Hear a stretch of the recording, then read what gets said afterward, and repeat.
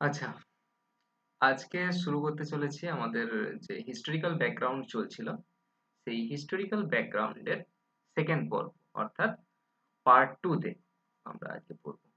আচ্ছা, আগের দিন আমরা কতদূর পড়ে রেখেছিলাম? আগের দিন আমরা কোম্পানি রুল অবধি কমপ্লিট করে রেখেছিলাম পার্ট 1 এর অন্তর্গত। সেই কোম্পানি রুল চলাকালীন যে সমস্ত অ্যাক্ট এসেছিল সেগুলো আমরা ইন ডিটেইলস এ দেখেছি।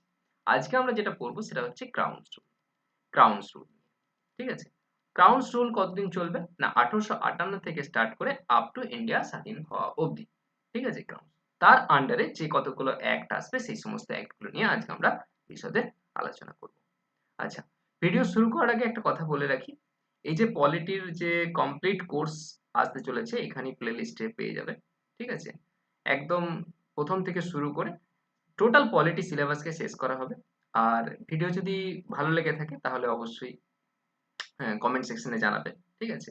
কোনো জায়গা কোনো বেটার করার জন্য কোনো সাজেশন থাকলে সেটা অবশ্যই কমেন্টে জানাবে। আর ভালো লাগলে অবশ্যই লাইক শেয়ার করবে আর সাবস্ক্রাইবটা করে দিও। ঠিক আছে, আজকের টপিকে ঢোকা যাক সময় নষ্ট না করে। প্রথম, আজকে যে সমস্ত অ্যাক্টগুলো নিয়ে আমরা আলোচনা করব তার মধ্যে পড়ছে প্রথমেই government of India act 1858, 1858 government of India act, যাকে আমরা গুড গভর্নমেন্ট অ্যাক্টও বলে থাকি, ঠিক আছে? গুড গভর্নমেন্ট অ্যাক্ট আসছে, আমরা বিশদ আলোচনা করব সমস্ত বিষয়গুলো নিয়ে। তারপর যেটা পড়বো সেটা হচ্ছে Indian council act. Indian council act কততে না 1861 এর ইন্ডিয়ান কাউন্সিল অ্যাক্ট। নেক্সট, তারপর আমরা দেখব ইন্ডিয়ান কাউন্সিল অ্যাক্ট 1892। তারপর আমরা দেখব ইন্ডিয়ান কাউন্সিল অ্যাক্ট 1909, 1909 এর ইন্ডিয়ান কাউন্সিল অ্যাক্ট। এটাকে আমরা মরলে মিন্টো রিফর্ম বলবো, মরলে মিন্টো রিফর্ম, ঠিক আছে? মরলে মিন্টো রিফর্ম। নেক্সট আসবো ইন্ডিয়ান কাউন্সিল অ্যাক্ট 1919 এর ইন্ডিয়ান কাউন্সিল অ্যাক্ট, যাকে আমরা মন্টেগু চেমসফোর্ড অ্যাক্ট আমরা বলে থাকি, মন্টেগু চেমসফোর্ড অ্যাক্ট, এখানেও বিশদে আমরা আলোচনা করব। নেক্সট আসবো গভর্নমেন্ট অফ ইন্ডিয়া অ্যাক্ট 1935। 1935 এর গভর্নমেন্ট অফ ইন্ডিয়া অ্যাক্ট, যেখান থেকে ম্যাক্সিমাম পার্টটা নেওয়া হয়েছে আমাদের আজকের কনস্টিটিউশনে। সুতরাং 1935 এর গভর্নমেন্ট অফ ইন্ডিয়া অ্যাক্টের একটা বিশেষ ভূমিকা রয়েছে আজকের কনস্টিটিউশন তৈরির পিছনে, সমস্ত অ্যাক্টেরই আছে, ঠিক আছে? নেক্সট আসবো লাস্ট যে অ্যাক্ট নিয়ে আলোচনা করবো সেটা হচ্ছে ইন্ডিয়ান ইন্ডিপেন্ডেন্স অ্যাক্ট 1947, 1947 এর ইন্ডিয়া ইন্ডিপেন্ডেন্স অ্যাক্ট, ঠিক আছে? এটাকে আমরা মাউন্টব্যাটেন প্ল্যানও বলে থাকি, ঠিক আছে? মাউন্টব্যাটেন প্ল্যান, ঠিক আছে? বেশ, যখন বিশদে আসবো তখন বিশদে আলোচনা করব। তাহলে আজকের আলোচনার টপিকগুলোকে ক্লিয়ার করে দিলাম, এই সমস্ত অ্যাক্টগুলো নিয়ে আমরা আজকে আলোচনা ক্লাস স্টার্ট করতে চলেছি। ক্লিয়ার? হিস্টোরিক্যাল ব্যাকগ্রাউন্ড পার্ট 2, যেখানে আমরা ক্রাউন রুল নিয়ে পড়াশোনা করছি, এবং আজকে আমরা এই সমস্ত এই 7টা অ্যাক্টকে নিয়ে আমরা বিশদে আলোচনা করব। শুরু করা যাক প্রথম অ্যাক্টকে নিয়ে। আচ্ছা, তাহলে ফার্স্ট যে অ্যাক্ট নিয়ে আমরা আলোচনা করব সেটা হচ্ছে government of India act. Government of India act, government of India act কত না 1858, 1858 গভর্নমেন্ট অফ ইন্ডিয়া অ্যাক্ট। আচ্ছা, আমরা প্রত্যেকেই জানি 1857 এ কি হয় না সিপাহি রিভল্ট হয়ে যায়, সিপাহি মিউটিনি, কেউ কেউ বলে দ্য গ্রেট রিভল্টও বলে থাকে। আচ্ছা, তার হওয়ার পিছনে নানান কারণ বিদ্যমান, সেই সমস্ত কারণ ইতিহাসের পটভূমিতে আমরা যখন ইতিহাসের ক্লাস নেব সেই সমস্ত নিয়ে পড়বো, ঠিক আছে? কিছু কিছু কারণের মধ্যে যেমন Lord Dalhousie doctrine of lapse policy, ঠিক আছে? তার সাথে এনফিল্ড লাইফেল কনস্পিরেসি, এই সমস্ত নানান কারণ এবং জমিদার শ্রেণীর অত্যাচার, এই সমস্ত নানান কারণের মধ্যে ঢুকে আছে, যার ফলে কি হয় একটা রিভল্ট হয়ে যায়। সেই রিভল্টে দেশের কিছু কিছু অংশ, পুরো ইন্ডিয়া পার্টিসিপেট করেনি, কিছু কিছু জায়গা পার্টিসিপেট করে, এবং এই পার্টিসিপেট করা যেটাকে এই যে রিভল্ট হওয়ার কারণ হিসাবে যারা একদিন ইন্ডিয়াকে অ্যাডমিনিস্ট্রেট করছিল অর্থাৎ ইস্ট ইন্ডিয়া কোম্পানিকে দোষী সাব্যস্ত করা হয়, এবং এর ফলে কি হয় ইস্ট ইন্ডিয়া কোম্পানির কোম্পানি যে রুল সেই রুলটা থেকে তারা কি হয় কোম্পানি তার ক্ষমতা হারিয়ে ফেলে, এবং ডাইরেক্ট রুল করার যে প্রশাসনিক ক্ষমতা এবং সমস্ত রকম ক্ষমতা, অ্যাকচুয়ালি কমার্শিয়াল ফাংশন তো ধীরে ধীরে খতম করছিল আগের অ্যাক্টগুলো, তারা যদি আগের ক্লাস করে থাকো বুঝতে পারবে, ঠিক আছে? শুধুমাত্র এখন কি দাঁড়িয়েছিল না কোম্পানির কাছে অ্যাডমিনিস্ট্রেট করার পাওয়ার শুধুমাত্র ছিল, কমার্শিয়াল ফাংশনের অটোনমি তো পুরোপুরি কেড়েই নেওয়া হয়, ঠিক আছে? বেশ, এই 1858 সিপাহী বিদ্রোহ হওয়ার পরে কি হয় যে গভর্নমেন্ট অ্যাক্ট নিয়ে আসা হয় 1858, তার দ্বারা ইস্ট ইন্ডিয়া কোম্পানির শাসনকেও চিরতরে বিনাশ করে দেওয়া হয়, এবং ডাইরেক্ট কন্ট্রোল কার কাছে চলে যায় না ব্রিটিশ মোনার্কের কাছে চলে যায়, ব্রিটিশ মোনার্ক, অর্থাৎ ইংল্যান্ডের রাজা বা রানী তারা ডাইরেক্ট রুল করবে ইন্ডিয়াকে। এর মাঝে কোনো কোম্পানি রুল করবে না, কোনো মিডিয়েটর হিসাবে কোম্পানি থাকছে না, ডাইরেক্ট ব্রিটিশ গভর্নমেন্ট ইন্ডিয়াকে রুল করবে। এখন থেকে কি বলা হলো না অন হার ম্যাজেস্ট্রি এই নামে ইন্ডিয়াকে রুল করা হবে, এবং এসেই ইন্ডিয়ার যে এই যে রিভল্ট হওয়ার পিছনে যে কারণ মানুষের মধ্যে ক্ষোভ, এটাকে কমানোর জন্য কি বলা হলো না কি আনা হচ্ছে, না ইন্ডিয়ানদের ভালোর জন্য নতুন অ্যাক্ট আনা হচ্ছে, সেই কারণে বলা হচ্ছে, না বলো, act for the good government of India, act for the good government of India. এবং বলা হলো যে সমস্ত জায়গায় ডক্টরিন ল্যাবসের দ্বারা বা কুশাসনের অজুহাতে যে সমস্ত জায়গাকে অ্যাকোয়ার করা হয়েছে সেই সমস্ত জায়গা কি আর নতুন করে কোনো ব্রিটিশ সরকার কিছু অ্যাকোয়ার করবে না, যা অ্যাকোয়ার হয়ে আছে সেগুলো আলাদা ব্যাপার। বাকি যে সমস্ত প্রিন্সলি স্টেট যারা স্বাধীনভাবে রাজত্ব চালাচ্ছিল তারা আপ টু 1947 অবধি এই স্বাধীনভাবেই রাজত্ব চালিয়ে যাবে। ঠিক আছে, বেশ, চলতে থাকবে। এবং তার সাথে সাথে বেশ কিছু পরিবর্তন নিয়ে আসা হলো, আগের অ্যাক্টগুলোর থেকে বেশ কিছু পরিবর্তন নিয়ে আসা হচ্ছে। কিরকম, এই যে প্রথমে কি হতো, না court of directors plus board of control. আচ্ছা বলো তো কোন অ্যাক্টের দ্বারা কোর্ট অফ ডিরেক্টরস আর বোর্ড অফ কন্ট্রোলকে নতুন করে সৃষ্টি করা হয়েছিল? আশা করি মনে আছে আগের দিনের ক্লাস করলে, পিটস ইন্ডিয়া অ্যাক্টের দ্বারা। কোর্ট অফ ডিরেক্টরস কি করতো, না কমার্শিয়াল ফাংশন দেখতো, আর বোর্ড অফ ডিরেক্টরস এরা পলিটিক্যাল ফাংশন দেখতো। ঠিক আছে, বেশ খুব ভালো কথা। বলা হলো এই অ্যাক্টের দ্বারা 1858 এর দ্বারা এই সমস্ত court of directors, board of control এই সমস্ত কোনো পোস্ট আর থাকবে না, এদেরকে নালিফাই করে দেওয়া হলো। ঠিক আছে, অর্থাৎ যে ডবল সিস্টেম অফ অ্যাডমিনিস্ট্রেশন চলছিল, একদল কমার্শিয়াল ফাংশন দেখছিল, একদল পলিটিক্যাল অ্যাডমিনিস্ট্রেটিভ ফাংশন দেখছিল, এই সমস্ত জিনিস ব্যাপার কিছু থাকবে না, ডবল সিস্টেম অফ অ্যাডমিনিস্ট্রেশনকে পুরোপুরিভাবে খতম করে দেওয়া হচ্ছে। ঠিক আছে, বেশ, এর সাথে সাথে মেন যে জিনিস বলা হলো, একদিন অবধি ইন্ডিয়াকে কে রুল করছিল, না কার নামে হচ্ছিল, গভর্নর জেনারেল অফ ইন্ডিয়া, তাই না, গভর্নর জেনারেল অফ ইন্ডিয়া। এখন বলা হলো আচ্ছা গভর্নর জেনারেল অফ ইন্ডিয়া আর থাকবে না, এর পরিবর্তে কিসে শিফট হয়ে যাচ্ছে, না এর পরিবর্তে শিফট হয়ে যাচ্ছে ভাইসরয়, ভাইসরয় অফ ইন্ডিয়া হয়ে যাচ্ছে। ঠিক আছে, ভাইসরয় অফ ইন্ডিয়া, অর্থাৎ এখন ভাইসরয় অফ ইন্ডিয়া কার প্রতিনিধিত্ব করছে, না ইংল্যান্ডের রাজা বা রানীর ডাইরেক্ট প্রতিনিধিত্ব করছে ভাইসরয় অফ ইন্ডিয়া।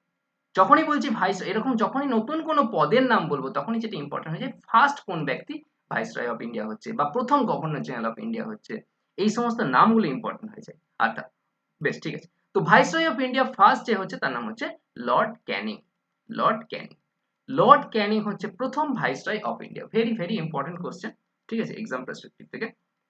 আচ্ছা, ভাইসরয় অফ ইন্ডিয়া পদ সৃষ্টি করা হলো, তো ভাইসরয় অফ ইন্ডিয়া একা তো সমস্ত ব্যাপারটা রেগুলেট করতে পারবে না, অ্যাডমিনিস্ট্রেট করতে পারবে না, এ কাকে রিপোর্ট করবে, ভাইসরয় অফ ইন্ডিয়া কাকে রিপোর্ট করবে, না এর জন্য নতুন একটা পদ সৃষ্টি করা হলো, যে পদ কোথায় বসবে, না লন্ডনে বসে থাকবে। সেই পদের নাম কি, না secretary of state, secretary of state for India, secretary of state for India, এই নতুন একটা পদের সৃষ্টি করা হলো। ঠিক আছে, যে লন্ডনে বসে থাকবে এবং পার্লামেন্টকে খবর দেবে ইন্ডিয়াতে কিভাবে রেগুলেট করছে ভাইসরয়, না এই সমস্ত ব্যাপার স্যাপার। ঠিক আছে, কি পদের নাম বললাম, secretary of state for India. এই secretary of state for India এই পোস্টটা আপ টু চলতে থাকবে 1947 অবধি, 1947 এর অ্যাক্টের দ্বারা এই পদটাকে অ্যাবলিশ করে দেওয়া হবে।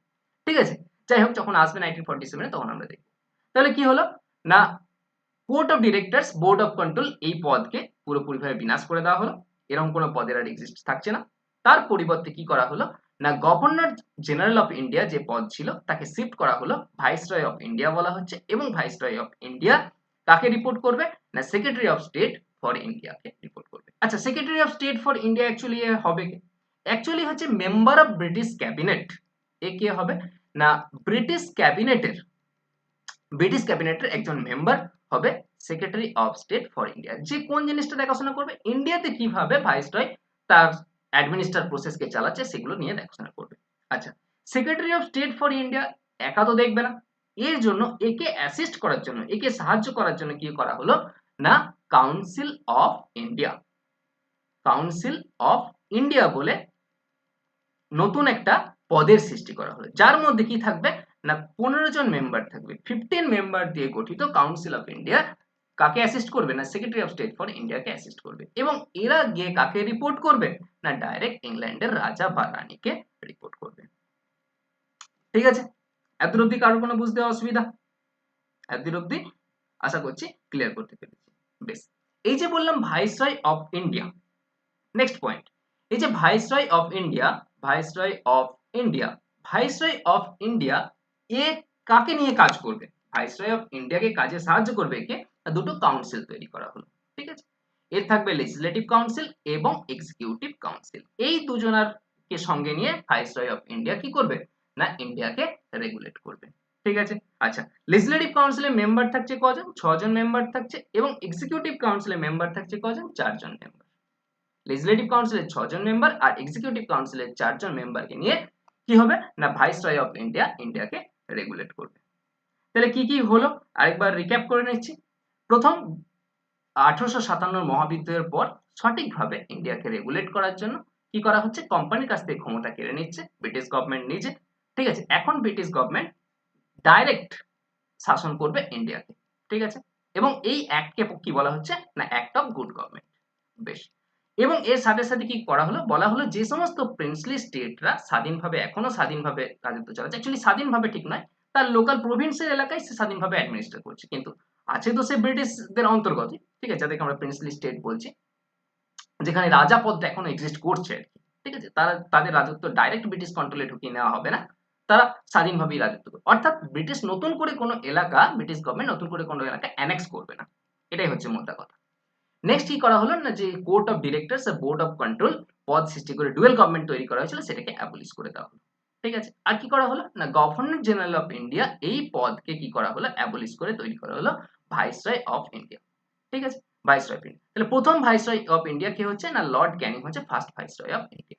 আচ্ছা, ভাইসরয় অফ ইন্ডিয়া কাকে রিপোর্ট করবে না সেক্রেটারি অফ স্টেট ফর ইন্ডিয়াকে রিপোর্ট করবে, যে কিনা লন্ডনে বসে থাকবে এবং কি হবে সে হচ্ছে ব্রিটিশ ক্যাবিনেটের একজন মেম্বার। ঠিক আছে, বেশ। Secretary of state for India কাকে সাহায্য মানে কার অ্যাসিস্ট নিয়ে এসে এই সমস্ত খবরাখবর রাখবে না কাউন্সিল অফ ইন্ডিয়া বলে নতুন একটা পদ তৈরি করা হলো, যার মধ্যে 15 জন মেম্বার থাকবে, তার সাহায্যে কি করবে না রিপোর্ট দেবে পার্লামেন্টে বা ব্রিটেন পার্লামেন্টে। ঠিক আছে, অবভিয়াসলি। নেক্সট কি করা হচ্ছে না ভাইসরয় অফ ইন্ডিয়াকে সাহায্য কি করছে না লেজিসলেটিভ কাউন্সিল 6 জন মেম্বার তার মধ্যে সদস্য আর এক্সিকিউটিভ কাউন্সিল যার মধ্যে 4 জন মেম্বার হচ্ছে সদস্য। এরা মিলে এইভাবে এই অ্যাক্টের দ্বারা ইন্ডিয়াকে রুল করা হবে, ঠিক করা হবে। ক্লিয়ার? তাহলে গভর্নমেন্ট অফ অ্যাক্ট 1858। নেক্সট আসছি পরবর্তী অ্যাক্টে, বোর্ডটা ক্লিয়ার করে দিই। আচ্ছা, নেক্সট যে অ্যাক্ট নিয়ে আমরা দেখবো সেটা হচ্ছে Indian council act. Indian council act কততে এসেছিল না 1861 ইন্ডিয়ান কাউন্সিল অ্যাক্ট। আচ্ছা, কেন হঠাৎ করে কাউন্সিল অ্যাক্ট কেন বলছি, এটা মনে প্রশ্ন আসতেই পারে, হঠাৎ করে কাউন্সিল অ্যাক্ট কেন বলছি না কাউন্সিল অ্যাক্ট এই কারণেই বলছি যে কাউন্সিল অফ ইন্ডিয়া পদটা ঠিক এখনই তৈরি হলো। কতই তৈরি হলো না 1858 অ্যাক্টের দ্বারা। কাকে সাহায্য করার জন্য না সেক্রেটারি অফ স্টেট ফর ইন্ডিয়াকে সাহায্য করার জন্য একটা 15 জন মেম্বারের কাউন্সিল অফ ইন্ডিয়া তৈরি করা হয়েছিল। পরবর্তীকালে কি আসছে না সেই জন্যই পরের একটাকে বলা হচ্ছে দ্য কাউন্সিল অ্যাক্ট অফ 1861। 1861 এর কাউন্সিল অফ ইন্ডিয়া অ্যাক্টে দেখবো আমরা কি কি পরিবর্তন ইন্ডিয়াতে নিয়ে আসা হচ্ছে। আচ্ছা, ভাইসরয় অফ ইন্ডিয়া পদ তৈরি হয়ে গেছে, কি আছে ভাইসরয় অফ ইন্ডিয়া।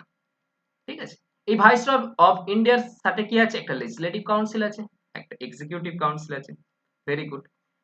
এবার কি করা হবে না ধীরে ধীরে এর মেম্বারের সংখ্যা বাড়ানো হবে।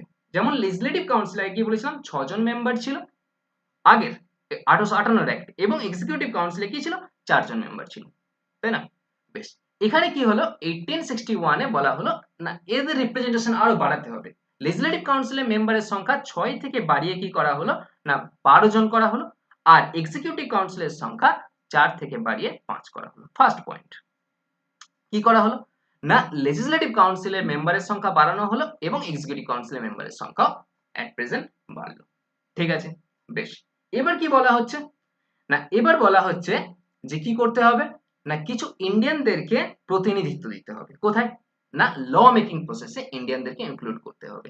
লেজিসলেটিভ কাউন্সিলে কিছু ইন্ডিয়ানদেরকে তোমাকে অংশগ্রহণ করার সুযোগ দিতে হবে, ল মেকিং প্রসেসে অংশগ্রহণ করবে। আচ্ছা, তাহলে কাকে কাকে প্রথম সুযোগ দেওয়া হচ্ছে না 3 জনকে ল মেকিং প্রসেসে নমিনেট করা হচ্ছে। তো কোনো ইলেকশনের ব্যাপার আসেনি, ডিরেক্ট বা ইনডিরেক্ট কোনো ইলেকশনের ব্যাপারই আসেনি। ঠিক আছে, ভাইসরয় অফ ইন্ডিয়া যাকে মন ভাইসরয় অফ ইন্ডিয়া কি করবে না 3 জন ইন্ডিয়ানকে নমিনেট করছে। ঠিক আছে, রাজা অফ বেনারস কোন কোন না রাজা অফ কোথাকার বেনারস। ঠিক আছে, বেশ। মহারাজা অফ পাতিয়ালা, পাতিয়ালা, আর হচ্ছে স্যার দিনকর রাও, দিনকর রাও। ঠিক আছে, বেশ। রাজা অফ বেনারস, মহারাজা অফ পাতিয়ালা আর স্যার দিনকর রাও প্রথম এই 3 জন ইন্ডিয়ান যারা লেজিসলেটিভ কাউন্সিলে মেম্বার হিসাবে অনুমোদন পাচ্ছে কোন অ্যাক্টের দ্বারা? না 1861 এর অ্যাক্ট দ্বারা। ক্লিয়ার? বেশ। এর সাথে সাথে কি বলা হচ্ছে? না বলা হচ্ছে এখনো কিন্তু এটা মাথায় রাখতে হবে, এখনো কিন্তু এক্সিকিউটিভ কাউন্সিলে সব তোমার কি আছে না ব্রিটেনেরই সব লোকজন আছে, ঠিক আছে? এখানে ইন্ডিয়ানদেরকে কোনো প্রতিনিধিত্ব দেওয়া হয়নি এক্সিকিউটিভ কাউন্সিলে, পরবর্তীকালে দেওয়া হবে, আসবে, কিন্তু এখন ভারতীয়দেরকে প্রতিনিধিত্ব দিচ্ছে legislative council, not in executive council. এটা মাথায় রাখতে হবে, লেজিসলেটিভ কাউন্সিলে ইন্ডিয়ানদেরকে ইনক্লুড করছে। তাও কোন কোন ইন্ডিয়ানদেরকে? যারা ইনফ্লুয়েন্সিয়াল, যাদের সাথে ভাইসরয়ের সদ্ভাব আছে, এরকম ফিউ ইন্ডিয়ানস। কে কে? না রাজা অফ বেনারস, শুনেই বুঝতে পারছো, রাজাকে, মহারাজা, ঠিক আছে, ইনফ্লুয়েন্স পার্সনদেরকে দেওয়া হচ্ছে, রাজা অফ বেনারস, মহারাজা পাটিয়ালা আর স্যার দিনকর রাও। এদেরকে কি করা হচ্ছে না লেজিসলেটিভ কাউন্সিলে এদেরকে রাখা হলো। বেশ। এর সাথে সাথে আমি কি বলেছিলাম প্রথম পলিটি শুরুর সময় বলেছিলাম আগের দিনের ক্লাসে, না এই সমস্ত অ্যাক্টের দ্বারা প্রথম কি হবে না স্টার্ট হবে সেন্ট্রালাইজেশনের প্রসেস। যেই সেন্ট্রালাইজেশনের প্রসেস তার চরম মাত্রায় পৌঁছে যাবে তখন শুরু হবে ডিসেন্ট্রালাইজেশনের প্রসেস।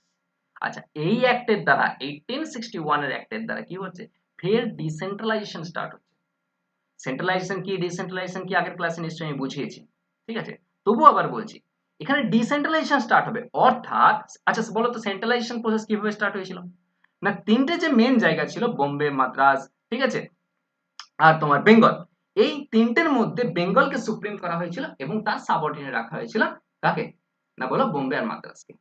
এখন কি করা হবে পুনরায় কি করা হচ্ছে না এই governor of Madras, governor of বোম্বেকে কিছু সুযোগ সুবিধা আরো পাইয়ে দেওয়া হচ্ছে। একটা সময় আস্তে আস্তে পুরোপুরি ক্ষমতা কেড়ে নেওয়া হয়েছিল, দিয়ে বেঙ্গলকে পুরোপুরি সুপ্রিম করে দেওয়া হয়েছিল, এবার আস্তে আস্তে তাদেরকে কিছু ক্ষমতা ফের ফিরিয়ে দেওয়া হবে। এটাই হচ্ছে প্রসেস অফ ডিসেন্ট্রালাইজেশন, যার প্রক্রিয়া স্টার্ট হচ্ছে 1861 এর অ্যাক্ট দ্বারা।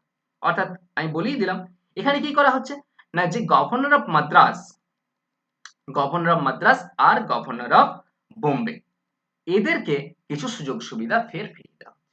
এদেরও কি থাকছে? এদেরও কিন্তু legislative council plus executive council এদেরও আছে। ঠিক একই রকম গভর্নর অফ বোম্বেকেও সাহায্য কে করে? তার লেজিসলেটিভ কাউন্সিল আছে, তার এক্সিকিউটিভ কাউন্সিল আছে, ঠিক আছে, ক্লিয়ার? বেশ। এর সাথে সাথে আর কি বলা হলো আরো কিছু নতুন লেজিসলেটিভ কাউন্সিল তৈরি করতে হবে, আরো কিছু নতুন লেজিসলেটিভ কাউন্সিল তৈরি করতে হবে কিছু কিছু প্রভিন্সে। তিনটে প্রভিন্সেসকে তাদের লেজিসলেটিভ কাউন্সিল খোলার অনুমতি দেওয়া হচ্ছে। আচ্ছা কোন তিনটে প্রভিন্সেস? আচ্ছা তাহলে হেডিং কি দিতে পারি না নিউ লেজিসলেটিভ কাউন্সিল খোলার অনুমতি দেওয়া হচ্ছে। কোথায় কোথায়? না 1 নম্বর বেঙ্গলকে নতুন লেজিসলেটিভ কাউন্সিল খোলার অনুমতি দেওয়া হচ্ছে, নর্থ ওয়েস্ট ফ্রন্টিয়ার প্রভিন্সকে দেওয়া হচ্ছে, আর কাকে দেওয়া হচ্ছে না পাঞ্জাবকে দেওয়া হচ্ছে। পাঞ্জাব, এই তিনটে জায়গাকে অনুমতি দেওয়া হচ্ছে যারা তাদের লেজিসলেটিভ কাউন্সিল রাখতে পারবে। আচ্ছা বেঙ্গলের লেজিসলেটিভ কাউন্সিল তো ঠিক 1 বছর পরেই তৈরি হয়ে যায়, 1862 তে বেঙ্গলের লেজিসলেটিভ কাউন্সিল এস্টাবলিশ হয়ে যাচ্ছে। নর্থ ইস্ট ফ্রন্টিয়ার প্রভিন্সে 1886 এ হচ্ছে, আর পাঞ্জাবে তোমার 1897 এ গিয়ে লেজিসলেটিভ কাউন্সিল তৈরি হবে। ঠিক আছে, আশা করছি এত অবধি ক্লিয়ার। বেশ, এখন অবধি এই যে রাজা অফ বেনারস, মহারাজা পাতিয়ালা, স্যার দিনকর রাও এদেরকে কোথায় রাখা হলো না লেজিসলেটিভ কাউন্সিলে জায়গা দেওয়া হলো, কিন্তু এখন অবধি মেজরিটি কাদের আছে? ব্রিটিশ পিপলদেরই আছে, যারা হোয়াইট পিপল ছিল তাদের কিন্তু মেজরিটি আছে, ইন্ডিয়ানদের মেজরিটি কিন্তু এখনো আসেনি, ধীরে ধীরে আসবে, ঠিক আছে, এখন অবধি মেজরিটি আসেনি। বেশ, এর সাথে সাথে আরেকটা কি বলা হলো না আর কি বলা হলো না এই যে ভাইসরয় অফ ইন্ডিয়া এর কাছে আরেকটা এক্সট্রা পাওয়ার দেওয়া হলো। কি পাওয়ার? না সে কি করতে পারবে? অর্ডিন্যান্স ইস্যু করতে পারবে, অর্ডিন্যান্স ইস্যু করতে পারবে। আচ্ছা শুনে মনেই হতে পারে হোয়াট ইজ অর্ডিন্যান্স, অর্ডিন্যান্স বলতে কাকে বোঝাচ্ছে? যখন আমরা ডিটেলসে প্রেসিডেন্ট পড়বো তখন অর্ডিন্যান্স পাওয়ার কি অবশ্যই জানবো, ঠিক আছে। অর্ডিন্যান্স মানে সে কি করতে পারে না কিছু এমার্জেন্সি সিচুয়েশনে সে কিছু ল মেকিং প্রসেস করতে পারে। আচ্ছা ল তৈরি হতে গেলে কাউন্সিলের সুপারিশ লাগে, ঠিক আছে, যেমন আজকের দিনে ল তৈরি করতে গেলে লোকসভার পারমিশন লাগবে, রাজ্যসভাতেও পাস করতে হবে, তারপর সেটা ল তৈরি হবে এবং প্রেসিডেন্ট লাস্টে সাইন মারবে। এই তো হচ্ছে গল্প। কিন্তু যখন লোকসভা রাজ্যসভা সিজনে থাকে না তখন কি করতে পারে? প্রেসিডেন্টের কাছে পাওয়ার থাকে, আজকের দিনের পরিপ্রেক্ষিতে বলছি, যে সে কি করতে পারে না ল তৈরি করতে পারে, ঠিক আছে, যেটাকে বলে অর্ডিন্যান্স, যেটা প্রেসিডেন্ট আর্টিকেল তোমার বলো 123 দ্বারা অর্ডিন্যান্স মেকিং পাওয়ার আছে, এটা এক ধরনের লেজিসলেটিভ পাওয়ার অ্যাকচুয়ালি, ঠিক আছে। ল মেকিং প্রসেস যখন বলছি তখন লেজিসলেটিভ পাওয়ারই হবে নিশ্চয়ই, ঠিক আছে। তো যাই হোক, তো এখানেও ভাইসরয়কে ক্ষমতা দেওয়া হয়, সে কি করতে পারে? অর্ডিন্যান্স ইস্যু করতে পারে এমার্জেন্সি সিচুয়েশনে, ঠিক আছে, এবং এই অর্ডিন্যান্স ইস্যু করার জন্য তার লেজিসলেটিভ কাউন্সিলের সুপারিশ লাগবে না, লেজিসলেটিভ কাউন্সিলের সুপারিশ ছাড়াই, এর মত ছাড়াই অর্ডিন্যান্স ইস্যু করতে পারে। এবং এই অর্ডিন্যান্সের স্থায়িত্বকাল কতদিন থাকবে? 6 মান্থ থাকবে। আজকের দিনে অর্ডিন্যান্স স্থায়িত্বকাল কতদিন থাকে? 6 মান্থ থাকে।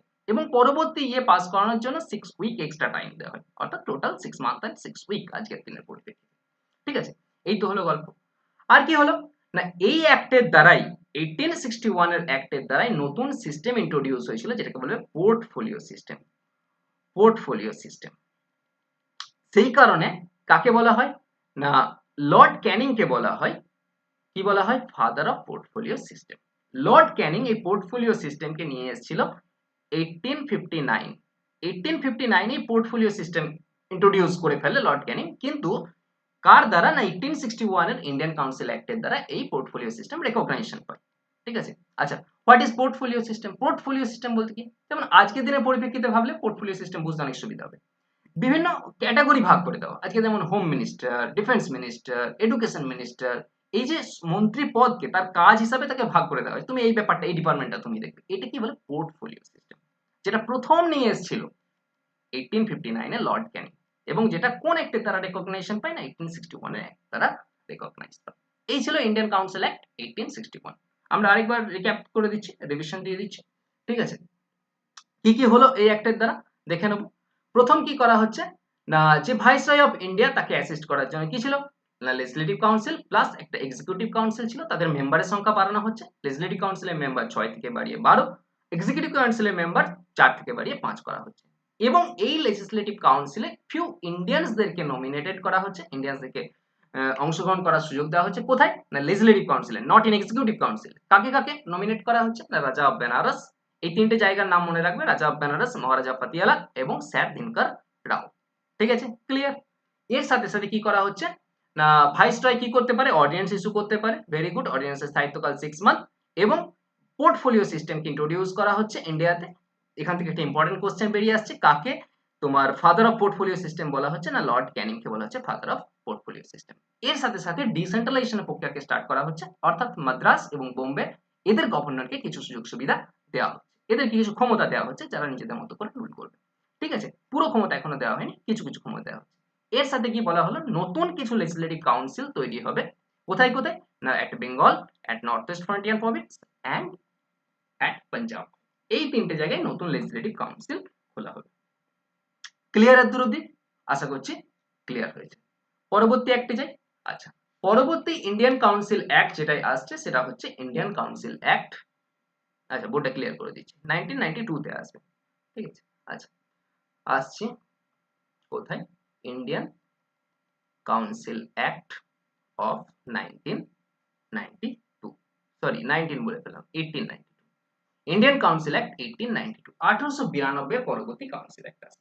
আচ্ছা, এখানেও কি একই সিস্টেম চলছে, একজন ভাইসরয় অফ ইন্ডিয়া আছে, ভাইসরয় অফ ইন্ডিয়া, এবং ভাইসরয় অফ ইন্ডিয়াকে কে সাহায্য করছে না, লেজিসলেটিভ কাউন্সিল তার একটা থাকবে, একটা তার এক্সিকিউটিভ কাউন্সিল, সেম মডেল।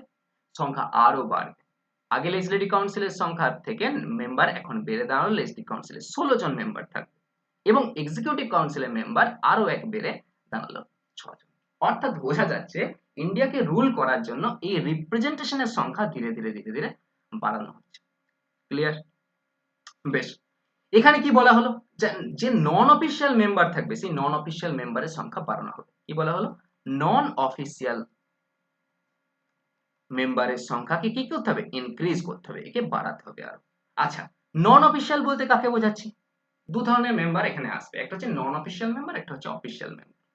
আচ্ছা, নন অফিসিয়াল মেম্বার হচ্ছে কি, যাকে ডাইরেক্ট ভাইসরয় অফ ইন্ডিয়া কি করবে না, যাকে রিক্রুট করবে, যে লন্ডন থেকে হয়ে আসবে না। ঠিক আছে, নন অফিসিয়াল মেম্বার, অর্থাৎ নন অফিসিয়াল মেম্বারদের মধ্যে কারা থাকবে, ইন্ডিয়ানরা থাকবে, আর অফিসিয়াল মেম্বারদের মধ্যে হোয়াইট পিপলরা থাকবে, যারা ব্রিটেন থেকে আসছে, ওখান থেকে সিলেক্ট হয়ে যারা আসছে তারা হচ্ছে কোথায় না, অফিসিয়াল মেম্বারের মধ্যে পড়বে। আর নন অফিসিয়াল মেম্বার কোথায় না, যে সমস্ত ইন্ডিয়ানরা যাদেরকে কি করছে না, ভাইসরয় রিক্রুট করছে, তাদেরকে বলা হচ্ছে নন ইন্ডিয়ান মেম্বার্স।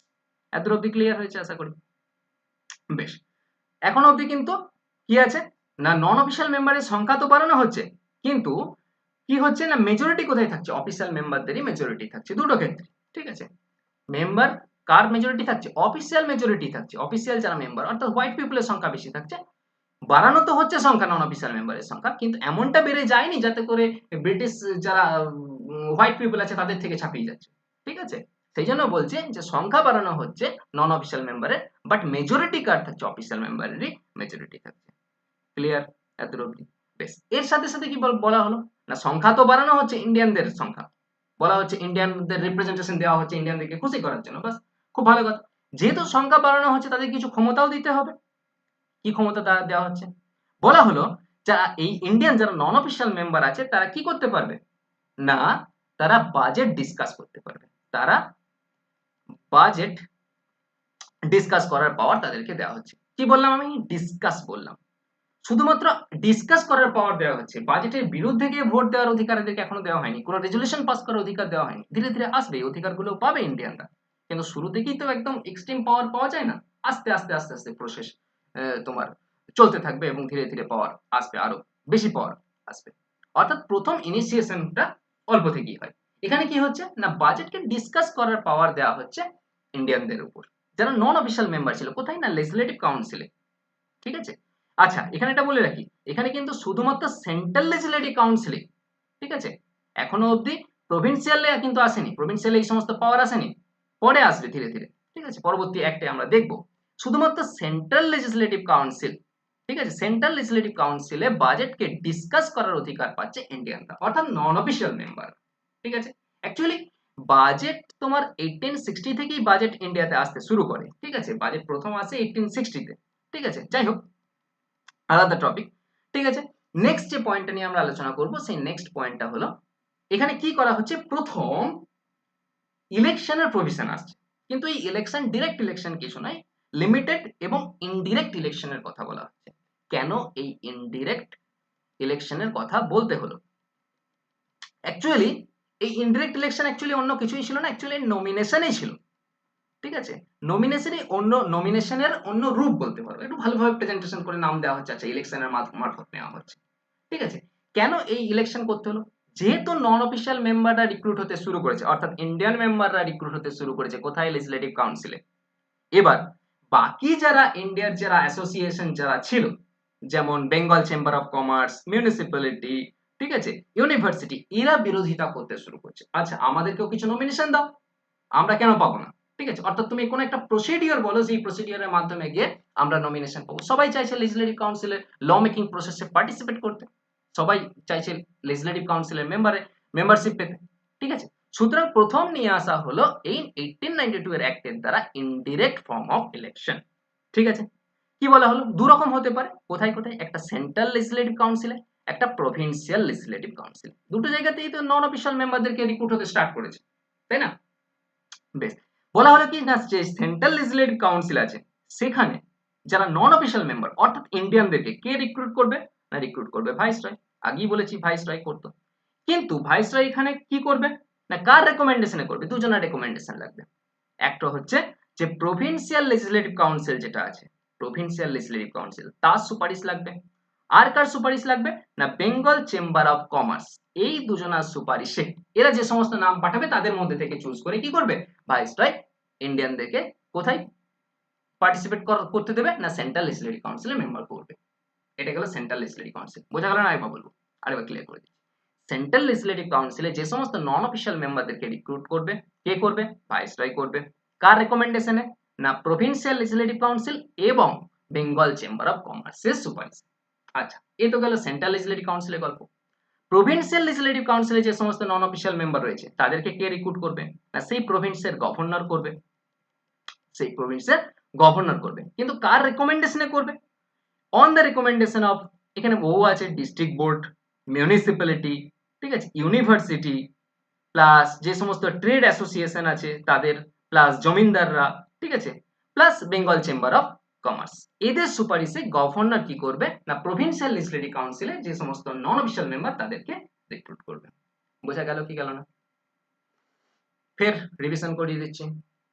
কি বললাম না ইন্ডিয়ান কাউন্সিল অ্যাক্ট 1892 তে যে সমস্ত জিনিসগুলো হয়েছে, প্রথম না ভাইসরয় অফ ইন্ডিয়ার যে লেজিসলেটিভ কাউন্সিল ছিল তার মেম্বারের সংখ্যা বাড়িয়ে 16 করা হচ্ছে এবং এক্সিকিউটিভ কাউন্সিলের মেম্বার বাড়িয়ে 6 করা হচ্ছে। এবং কি বলা হচ্ছে না নন অফিসিয়াল মেম্বারদের সংখ্যাকে ইনক্রিজ করতে হবে, ইন্ডিয়ানদেরকে আরো বেশি ল মেকিং প্রসেসে ইনক্লুড করতে হবে, কিন্তু মেজরিটি কার থাকবে? অফিসিয়াল মেম্বারদেরই মেজরিটি থাকবে। নেক্সট, এই যে নন অফিসিয়াল মেম্বারদেরকে রিক্রুট করা হচ্ছে, বাড়ানো হচ্ছে সংখ্যা, এদের কিছু পাওয়ার দিতে হবে। কি পাওয়ার পাচ্ছে? না বাজেটকে ডিসকাস করার পাওয়ার পাচ্ছে। কোথায়? Central legislative council. ঠিক আছে, যদিও বাজেট পেশ হওয়া স্টার্ট হয়ে গেছে 1860 থেকে। ক্লিয়ার? বেশ। নেক্সট কি বলা হচ্ছে? না এই যে ইন্ডিয়ানদেরকে নমিনেট করা হচ্ছে, তারা ল মেকিং প্রসেসে পার্টিসিপেট করছে, লেজিসলেটিভ কাউন্সিলের মেম্বার হচ্ছে। আচ্ছা, এদেরকে সবাই চাইছে আমরাও লেজিসলেটিভ কাউন্সিলের মেম্বার হব, তার জন্য একটা প্রসেস নিয়ে আসা হচ্ছে। ফার্স্ট টাইম ইনডিরেক্ট ইলেকশনকে নিয়ে আসা হচ্ছে। সেই ইনডিরেক্ট ইলেকশন সেন্ট্রাল লেজিসলেটিভ কাউন্সিলে কে করবে? না কে রিক্রুট করবে? ভাইসরয় করবে। কিন্তু কার সুপারিশে? না প্রভিন্সিয়াল লেজিসলেটিভ কাউন্সিল এবং বোর্ড বলো বেঙ্গল চেম্বার অফ কমার্স, এই দুটো সুপারিশে ভাইসরয় করবে। আর প্রভিন্সেস গুলোতে অর্থাৎ প্রভিন্সিয়াল লেজিসলেটিভ কাউন্সিলে গভর্নর রিক্রুট করবে কার সুপারিশে? না district board, municipality, university, trade unions, ঠিক আছে, জমিনদার, বোর্ড অফ কন্ট্রোল, এদের সুপারিশে করবে। তো এই তো গেল 1892 এর ইন্ডিয়ান কাউন্সিল অ্যাক্ট। আশা করি ক্লিয়ার হয়েছে। নেক্সট কাউন্সিল অ্যাক্ট যাই। আচ্ছা, নেক্সট কাউন্সিল অ্যাক্ট যেটা নিয়ে আলোচনা করব সেটা হচ্ছে 1909 এর ইন্ডিয়ান কাউন্সিল অ্যাক্ট। আচ্ছা, আমি বোর্ডটা ক্লিয়ার করে দিই। নেক্সট যে কাউন্সিল অ্যাক্ট নিয়ে আলোচনা করব সেটা হচ্ছে ইন্ডিয়ান কাউন্সিল অ্যাক্ট অফ 1909 এর ইন্ডিয়ান কাউন্সিল অ্যাক্ট। এই যে 1909 এর ইন্ডিয়ান কাউন্সিল অ্যাক্ট, একে আরেকটা নামে কি বলা হচ্ছে? না মরলে মিন্টো রিফর্ম। মরলে মিন্টো রিফর্ম। আচ্ছা, মরলে কে ছিল, মিন্টোই বা কে ছিল? মরলে ছিল secretary of state for India. Secretary of state for India. ঠিক আছে, আগেই বলেছি এই পদ তৈরি হয়ে গেছে। আর মিন্টো কে ছিল? মিন্টো ছিল ভাইসরয়। ঠিক আছে, আর কি বলেছিলাম? ক্ষমতায় কিন্তু ভাইসরয় কাকে রিপোর্ট করতো? সেক্রেটারি অফ স্টেটকে। অর্থাৎ ক্ষমতার দিক থেকে, পাওয়ারের দিক থেকে বা পদের দিক থেকে কোনটা এগিয়ে, কোনটা বড় পদ? Secretary of state for India হচ্ছে অনেক বড় পদ ভাইসরয়ের থেকে, কারণ ভাইসরয় একে রিপোর্ট করছে। ঠিক আছে, এবং এর ডাইরেক্ট সেক্রেটারি অফ স্টেট কোথাকার? না ব্রিটিশ ক্যাবিনেটের মেম্বার, সুতরাং পদের দিক থেকে বড় তো হবে, সেজন্য তার নামটা আগে থাকছে, মরলে মিন্টো রিফর্ম। ঠিক আছে, এইরকম কোশ্চেন আছে কোন অ্যাক্টকে বলা হয় মরলে মিন্টো রিফর্ম। ঠিক আছে, তো ইন্ডিয়ান কাউন্সিল অ্যাক্ট 1909 কে কি বলা হচ্ছে? না মরলে মিন্টো অ্যাক্ট বলা হচ্ছে। আচ্ছা, মেন মরলে মিন্টো অ্যাক্টে কি এসেছিল সেসব নিয়ে আসা যাক। প্রথম একই রকম কি থাকবে বলো? ভাইসরয় অফ ইন্ডিয়া, একই রকম থাকবে। ভাইসরয় অফ ইন্ডিয়ার সাথে কি থাকবে? না লেজিসলেটিভ কাউন্সিল থাকবে এবং একটা এক্সিকিউটিভ কাউন্সিল থাকবে। Very good. আচ্ছা, এখানে ইন্ডিয়ানদের রিপ্রেজেন্টেশন আরো বাড়ানো হচ্ছে, যত দিন যাচ্ছে ইন্ডিয়ানরা এর মধ্যে আরো ইনক্লুড হচ্ছে। ঠিক আছে, অর্থাৎ এর মেম্বারের সংখ্যা ধীরে ধীরে বাড়ানো হচ্ছে এক ধাপে। ঠিক আছে, 12 থেকে বাড়িয়ে লেজিসলেটিভ কাউন্সিলের সংখ্যা 16 হলো, 16 থেকে বাড়িয়ে ডাইরেক্ট হয়ে যাবে 60। এখন লেজিসলেটিভ কাউন্সিলে কজন মেম্বার থাকবে? 60 জন মেম্বার লেজিসলেটিভ কাউন্সিলে থাকবে এবং এক্সিকিউটিভ কাউন্সিলের মেম্বার থাকবে 7 জন। ঠিক আছে, এর সংখ্যাও বাড়ানো হচ্ছে, এক এক এক ধীরে ধীরে বাড়ানো হচ্ছে। ঠিক আছে, বেশ। তাহলে ভাইসরয় অফ ইন্ডিয়া কে, এর সাথে কে থাকছে? লেজিসলেটিভ কাউন্সিল, লেজিসলেটিভ কাউন্সিলের মেম্বার বাড়ানো, বাড়িয়ে 60 হচ্ছে, এক্সিকিউটিভ কাউন্সিলের মেম্বার বাড়িয়ে 7 জন হচ্ছে। ক্লিয়ার? বেশ। এখানে একটা ব্যাপার হচ্ছে, আমি কি বললাম যে এবার যে নন অফিসিয়াল মেম্বার অর্থাৎ ইন্ডিয়ান, তারা রিপ্রেজেন্টেশন পেতে শুরু করেছে কোথায়? না সেন্ট্রাল লেজিসলেটিভ কাউন্সিলেও পাচ্ছে, আর প্রভিন্সেস লেজিসলেটিভ, প্রভিন্সগুলোতে যে লেজিসলেটিভ কাউন্সিল সেখানেও নন অফিসিয়াল মেম্বাররা রিপ্রেজেন্টেশন পেতে শুরু করেছে। এখন যেটা ব্যাপার হলো, এর আগে অবধি কি বলেছিলাম? এর আগে অবধি নন অফিসিয়াল মেম্বারের সংখ্যা বাড়ানো তো হচ্ছিল, কিন্তু কার মেজরিটি ছিল? অফিসিয়াল মেম্বারদের মেজরিটি ছিল। কিন্তু এখানে ফার্স্ট টাইম প্রভিন্সিয়াল লেজিসলেটিভ কাউন্সিলে যারা নন অফিসিয়াল মেম্বার ছিল, নন অফিসিয়াল মেম্বার তাদের মেজরিটি দাঁড়ালো, অর্থাৎ প্রভিন্স গুলোতে ইন্ডিয়ানদের সংখ্যা বেড়ে গেল হোয়াইট পিপলের তুলনায়। ঠিক আছে, কিন্তু সেন্ট্রাল লেজিসলেটিভ কাউন্সিলে এখনো অবধি অফিসিয়াল মেম্বাররাই মেজরিটি জায়গায় ছিল। বুঝতে পারলাম? সেন্ট্রাল লেজিসলেটিভ কাউন্সিলে, লেজিসলেটিভ কাউন্সিল যে 60 জন মেম্বার আছে সেখানে ম্যাক্সিমামটা কি ছিল? না ব্রিটিশ ছিল, ইন্ডিয়ানদের সংখ্যা কম ছিল। কিন্তু প্রভিন্সেস গুলোতে নন অফিসিয়ালদের মেম্বারের সংখ্যা বেড়ে গেল, কাদের থেকে? না অফিসিয়াল মেম্বারদের থেকে। অর্থাৎ মেজরিটি থেকে চলে এলো প্রভিন্স গুলোতে, নন অফিসিয়াল মেম্বাররা মেজরিটিতে চলে এলো। এত অবধি ক্লিয়ার করতে পেরেছি? আচ্ছা, এখানে যে ভাইটাল জিনিসটা হচ্ছে, ঠিক আছে, এর আগের একটা কি বললাম, এর আগের একটা নন অফিসিয়াল মেম্বাররা বাজেটকে ডিসকাস করার পাওয়ার পেয়েছিল, তাই না? বাজেট ডিসকাস করার পাওয়ার পেয়েছিল, বাজেট ডিসকাস করার পাওয়ার পেয়েছিল, কিন্তু কি বলেছিলাম, বাজেটকে অপোজ করার পাওয়ার দেওয়া হয়নি। এই অপোজ করার পাওয়ার বা রেজলিউশন মুভ করার ক্ষমতা আসবে এই অ্যাক্টের দ্বারা। 1909 এর অ্যাক্টের দ্বারা বাজেটে রেজলিউশন মুভ করার পাওয়ারও পেয়ে যাচ্ছে নন অফিসিয়াল মেম্বার। যদিও কেউ রেজলিউশন মুভ করতো না, কারণ ম্যাক্সিমাম টাই ব্রিটিশদের চামচাগিরি করতে হতো, ঠিক আছে। যাই হোক, অফিসিয়ালি ক্ষমতা পাচ্ছে বাজেটের বিরুদ্ধে গিয়ে ভোট দেওয়ার বা রেজলিউশন পাস করানোর। ক্লিয়ার? এতদূর অব্দি আশা করি ক্লিয়ার করতে পেরেছি। এখানে নতুন যে জিনিসকে নিয়ে আসা হচ্ছে সব থেকে ইম্পর্টেন্ট, সেটা হচ্ছে কমিউনাল ইলেকটোরেটের কনসেপ্ট নিয়ে আসছে। অর্থাৎ সেপারেট ইলেকটোরেট সিস্টেম নিয়ে আসা হচ্ছে, সেপারেট ইলেকটোরেট, ঠিক আছে। কাদের জন্য? না, 6টা মুসলিম কনস্টিটিউয়েন্সি, 6 মুসলিম কনস্টিটিউয়েন্সিতে বলা হলো এখানে সেপারেট ইলেকটোরেট করা হবে। আচ্ছা, সেপারেট ইলেকটোরেট কি? না, যে ওই জায়গায় যে মুসলিম প্রতিনিধি দাঁড়িয়েছে তাকে ভোট কোনো হিন্দু দিতে পারবে না, একমাত্র মুসলিমরাই মুসলিম প্রতিনিধি, যারা লেজিসলেটিভ কাউন্সিলের মেম্বার, তাকে ভোট কারা দেবে? না, বলো মুসলিমরাই মুসলিমদের ভোট দিতে পারবে। এটা হচ্ছে সেপারেট ইলেকটোরেটের কনসেপ্ট। অর্থাৎ ধর্মের নামে ইন্ডিয়াকে ডিভাইড করার প্রক্রিয়া স্টার্ট হয়ে গেল 1909 তারিখ। আচ্ছা, ভালো করে দেখো তো, সাল হচ্ছে 1909। এর কিছুদিন আগেই 1906 এ কি হয়ে গেছে, এস্টাবলিশ হয়ে গেছে মুসলিম লীগ। 1906 এ যে মুসলিম লীগ এস্টাবলিশ হয়ে গেল, 1909 3 বছরের মধ্যেই সেপারেট ইলেকটোরেট সিস্টেম চলে এলো। অর্থাৎ ধর্মের নামে, হিন্দু মুসলিম নামে যে ডিভাইড করার প্রক্রিয়া ইন্ডিয়াকে স্টার্ট করে ফেললো ব্রিটিশ। কত সুন্দর।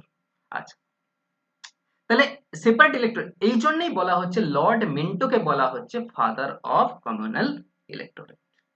Very important question, father of communal electorate কাকে বলা হচ্ছে? না, যেহেতু মিন্টো ওই সময় ভাইসরয় ছিল, সুতরাং মিন্টোকে বলা হচ্ছে ফাদার অফ কমিউনাল ইলেকটোরেট।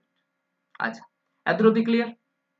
বেশ, এতদিন অবধি এর আগের অ্যাক্ট অনুযায়ী কি হয়েছে, না লেজিসলেটিভ কাউন্সিলে ইন্ডিয়ানরা পার্টিসিপেট করছে, ল মেকিং প্রসেসে ইন্ডিয়ানরা ঢুকেছে, কিন্তু এক্সিকিউটিভ কাউন্সিলে কিন্তু কোনো ইন্ডিয়ানই জায়গা করে উঠতে পারেনি টিল নাও। এই প্রথম 1909 এ এক্সিকিউটিভ কাউন্সিলে একজন ইন্ডিয়ান স্থান করে নিচ্ছে, ঠিক আছে। এবার এক্সিকিউটিভ কাউন্সিলের মধ্যেও নন অফিসিয়াল মেম্বার ঢুকতে শুরু করেছে, ঠিক আছে। বেশ, প্রথম যে মেম্বারকে ঢোকানো হচ্ছে, তাহলে তার নাম ইম্পর্টেন্ট হয়ে যাবে, Satyendra Prasad Sinha, SP Sinha. First as a law member হিসাবে, অ্যাজ এ ল মেম্বার হিসাবে কোথায় পার্টিসিপেট করছে? না, এক্সিকিউটিভ কাউন্সিলের মেম্বার হচ্ছে।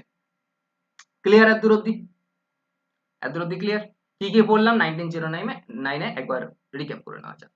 কি বললাম? ইন্ডিয়ান কাউন্সিল অ্যাক্ট 1909, একে কি বলা হচ্ছে? মর্লে মিন্টো রিফর্ম বলা হচ্ছে একে। মর্লে কে ছিল? না, secretary of state for India ছিল। মিন্টো কে ছিল? ভাইসরয় ছিল। আচ্ছা, এই ভাইসরয়কে অ্যাসিস্ট করার জন্য কি ছিল? একটা লেজিসলেটিভ কাউন্সিল ছিল, একটা এক্সিকিউটিভ কাউন্সিল ছিল। লেজিসলেটিভ কাউন্সিলের মেম্বার সংখ্যা বাড়িয়ে 60, এক্সিকিউটিভ কাউন্সিলের মেম্বার সংখ্যা বাড়িয়ে 7 করা হচ্ছে, ঠিক আছে। আচ্ছা, যে নন অফিসিয়াল মেম্বাররা বাজেটকে ডিসকাস করার অধিকার পেয়েছিল, তারা এখন বাজেটের বিরুদ্ধে রেজলিউশন মুভ করার অধিকারও পেয়ে যাচ্ছে। এর সাথে সাথে সেন্ট্রাল লেজিসলেটিভ কাউন্সিলে কি হচ্ছে, অফিসিয়াল মেম্বাররাই মেজরিটিতে থাকছে, কিন্তু প্রভিন্সিয়াল লেজিসলেটিভ কাউন্সিলে নন অফিসিয়াল মেম্বাররা এখন মেজরিটিতে আছে, ঠিক আছে। তার সাথে সাথে কি আসা হলো, না সেপারেট ইলেকটোরেট সিস্টেমকে নিয়ে আসা হলো, অর্থাৎ মুসলিমদের জন্য মুসলিম প্রতিনিধিকে মুসলিমরাই ভোট দেবে, এই সিস্টেমকে ইন্ট্রোডিউস করাতে হলো। সেই জন্য কি বলা হচ্ছে, ফাদার অফ কমিউনাল ইলেকটোরেট বলা হচ্ছে লর্ড মিন্টোকে। ক্লিয়ার? বেশ, আর এই এক্সিকিউটিভ কাউন্সিল ভাইসরয় যেটা ছিল, সেখানে 7 জন মেম্বারের মধ্যে একজন মেম্বারকে ইন্ডিয়ান হতে হচ্ছে, ঠিক আছে, সে হচ্ছে SP Sinha. First as a law member হিসাবে তোমার এক্সিকিউটিভ কাউন্সিলে স্থান করে নিচ্ছে। এতদিন অব্দি এক্সিকিউটিভ কাউন্সিলে কোনো ইন্ডিয়ানদের অস্তিত্ব ছিল না, কোনো ইন্ডিয়ানের ভূমিকা ছিল না, এই প্রথম এক্সিকিউটিভ কাউন্সিলে ইন্ডিয়ান স্থান করে নিচ্ছে। ক্লিয়ার? 1909 এর এই ছিল অ্যাক্ট। বেশ, পরবর্তী অ্যাক্টে যাওয়া যাক, বোর্ডটাকে ক্লিয়ার করে দিচ্ছি। নেক্সট আমরা আসছি দ্য কাউন্সিল অ্যাক্ট অফ 1919, অর্থাৎ ইন্ডিয়ান কাউন্সিল অ্যাক্ট অফ 1919 এর ইন্ডিয়ান কাউন্সিল অ্যাক্ট এরপর আসবে, ঠিক আছে। আচ্ছা, এই অ্যাক্টকে কি বলা হয়? Montagu Chelmsford act. Montagu Montagu Chelmsford Montagu Chelmsford act. আচ্ছা, একই রকম, মন্টেগু কে ছিল? না, সেক্রেটারি অফ স্টেট ছিল ফর ইন্ডিয়া, অ্যান্ড চেমসফোর্ড ছিল ভাইসরয়, ঠিক আছে, ভাইসরয় অফ ইন্ডিয়া। ক্লিয়ার? বেশ, তাহলে ইন্ডিয়ান কাউন্সিল অ্যাক্ট 1919 কিভাবে আসছে না আসছে সেটা আমরা দেখব। বেশ, তার আগে একটা কথা বলে রাখি, এই যে ভাইসরয়, একে এতদিন অব্দি কে ছিল না একটা লেজিসলেটিভ কাউন্সিলের মধ্যে ছিল, একটা এক্সিকিউটিভ কাউন্সিল এর মধ্যে ছিল। ক্লিয়ার? এই প্রথম কি বললো না লেজিসলেটিভ কাউন্সিলের কোনো অস্তিত্ব নাই, হাঁটাও একে। ঠিক আছে, লেজিসলেটিভ কাউন্সিলকে বন্ধ করে দেওয়া হলো এবং এক্সিকিউটিভ কাউন্সিলের শুধুমাত্র রয়ে গেল। ঠিক আছে, এবং এই এক্সিকিউটিভ কাউন্সিলের মেম্বার বললো কজন থাকবে, 6 জন থাকবে, যার মধ্যে 3 জন মেম্বার কি হতে হবে, ইন্ডিয়ান হতে হবে, এটা ম্যান্ডেটরি। ঠিক আছে, 3 জন ইন্ডিয়ান মেম্বার ম্যান্ডেটরি থাকতে হবে এক্সিকিউটিভ কাউন্সিলের 6 জন মেম্বারের মধ্যে। আচ্ছা, আসছি।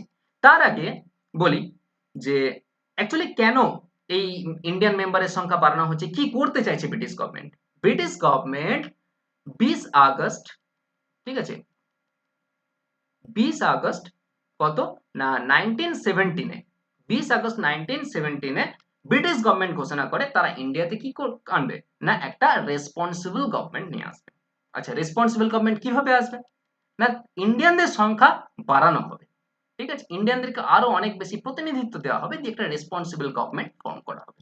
ঠিক আছে, তার উদ্দেশ্যেই আসে ইন্ডিয়ান কাউন্সিল অ্যাক্ট 1919, যেটাকে আমরা মন্টেগু চেমসফোর্ড অ্যাক্ট নামে চিনি বা মন্টেগু চেমসফোর্ড রিফর্ম নামে চিনি। আচ্ছা, কি বলা হলো না এই যে সেন্ট্রাল লেভেল আর প্রভিন্সিয়াল লেভেল, ঠিক আছে, সেন্ট্রাল আর প্রভিন্সিয়াল সাবজেক্টকে ডিমার্কেটেড করা হবে, এদেরকে আলাদা করে দেওয়া হবে। এই বিষয়ের উপর সেন্ট্রাল গভর্নমেন্ট ল বানাবে, এই ব্যাপারের উপর প্রভিন্সিয়াল গভর্নমেন্ট ল বানাবে, অর্থাৎ প্রভিন্সিয়াল গভর্নমেন্টকে আরো বেশি পাওয়ারফুল করা হচ্ছে। ঠিক আছে, আমি বললাম কিসের প্রক্রিয়া স্টার্ট হয়েছে, ডিসেন্ট্রালাইজেশনের প্রক্রিয়া স্টার্ট হয়েছে, অর্থাৎ প্রভিন্সিয়াস গুলোকে আরো অনেক বেশি অটোনমি দেওয়ার প্রক্রিয়া স্টার্ট হবে। ঠিক আছে, আচ্ছা, এর সাথে সাথে কি করা হলো না বলা হলো যে দু ধরনের ডায়ারকে নিয়ে আসবে যার দ্বারা মধ্যে দু ধরনের সাবজেক্ট থাকবে। ঠিক আছে, কি বললাম, কার কনসেপ্ট আসছে, প্রভিন্স গুলোতে ডায়ারকির কনসেপ্ট আসছে। ডায়ারকি অ্যাকচুয়ালি এটা হচ্ছে একটা গ্রিক ওয়ার্ড, ঠিক আছে, যার মিনিং হচ্ছে ডুয়েল, এই টাইপের মিনিং। ঠিক আছে, গ্রিক ওয়ার্ড যেটা থেকে আসছে। ডায়ারকি কিভাবে নিয়ে আসা হবে না বলা হলো একটা ট্রান্সফার্ড সাবজেক্ট থাকবে, ট্রান্সফার্ড সাবজেক্ট, আরেকটা কি সাবজেক্ট থাকবে, একটা রিজার্ভ সাবজেক্ট থাকবে। রিজার্ভ সাবজেক্ট, দুটো সাবজেক্ট থাকবে, একটা ট্রান্সফার্ড সাবজেক্ট, একটা রিজার্ভ সাবজেক্ট। কি রকম ব্যাপার না দুটো সাবজেক্টে ডিভাইড করে এই বিষয়গুলোকে রিজার্ভ সাবজেক্টের আওতায় রাখা হচ্ছে, এই সাবজেক্টগুলোকে ট্রান্সফার্ড সাবজেক্টের আওতায় রাখা হচ্ছে। আচ্ছা, কিভাবে ডিমার্কেট হবে না রিজার্ভ সাবজেক্টে রাখা মানে এই সমস্ত ব্যাপারের উপর কি করবে না গভর্নর তার মনোমানি খাটাতে পারবে। কোথায় বলেছি, প্রভিন্সেস গুলোতে। প্রভিন্সের হেড কে, গভর্নরই প্রভিন্সের হেড। ঠিক আছে, গভর্নর তার মনোমানি খাটাতে পারবে, সেই সমস্ত সাবজেক্টগুলোকে রিজার্ভ সাবজেক্টে রাখা হচ্ছে। আর ট্রান্সফার সাবজেক্ট যেখানে লেজিসলেটিভ কাউন্সিলের সুপারিশ লাগবে, তাদের পারমিশন লাগবে, সেই সমস্ত ব্যাপারগুলোকে রাখা হচ্ছে তোমার ট্রান্সফার সাবজেক্টে। আচ্ছা, এটা সোজা ভাষায় বললাম, এবার কঠিন করে বলতে গেলে বলি। দেখো, কঠিন করে ব্যাপার কিছু নয়। ঠিক আছে, যে সমস্ত সাবজেক্ট গুলোকে রিজার্ভ সাবজেক্টের মধ্যে রাখা হয়েছে সেগুলোই কে বানাবে না গভর্নর ল বানাবে। ঠিক আছে, গভর্নর ল বানাবে, কিন্তু কার হেল্পে বানাবে, এক্সিকিউটিভ কাউন্সিলের সাহায্যে বানাবে। এরা কারোর উপর উত্তরদায়িত্ব থাকবে না, কারোর উপর রেসপন্সিবল থাকবে না। ঠিক আছে, কিন্তু ট্রান্সফার সাবজেক্ট যেগুলো থাকবে সেখানেও গভর্নরই বানাবে। ঠিক আছে, উইথ দ্য এড অফ মিনিস্টারদের তোমার পারমিশন নিয়ে কি করবে, তাদের মত নিয়ে গভর্নর বানাবে। কিন্তু এই যে বানানোর ল গুলো কার উপর উত্তরদায়িত্ব থাকবে না যে লেজিসলেটিভ কাউন্সিল আছে তার উপর রেসপন্সিবল থাকবে। ঠিক আছে, সুতরাং এখানে কোনো রেসপন্সিবিলিটি নাই রিজার্ভ সাবজেক্টে, সুতরাং ইম্পর্টেন্ট বিষয়গুলো কোথায় রাখা হয়েছিল, রিজার্ভ সাবজেক্টে রেখে দেওয়া হয়েছিল, যেটা কারোর উপর উত্তরদায়িত্ব থাকবে না, লেজিসলেটিভ কাউন্সিলের কোনো ওর উপর রেসপন্সিবল নয়। সুতরাং এই ব্যাপারে গভর্নর তার এক্সিকিউটিভ কাউন্সিলের সাথে যা খুশি করতে পারে, যা খুশি নিয়ম কানুন বানাতে পারে। বোঝা গেল পলিসিটা? বেশ, এর সাথে সাথে আর কি করা হচ্ছে না এই প্রথম বলা হলো এই যে 6 জন মেম্বারের মধ্যে 3 জন ইন্ডিয়ান মেম্বার থাকবে, তাহলে কিভাবে থাকবে, কনসেপ্ট এলো ডিরেক্ট ইলেকশনের, কনসেপ্ট এলো ডিরেক্ট ইলেকশন। এতদিন অব্দি ইলেকশন সেইভাবে আসেনি, ইনডিরেক্ট ইলেকশনের কনসেপ্ট এসছে।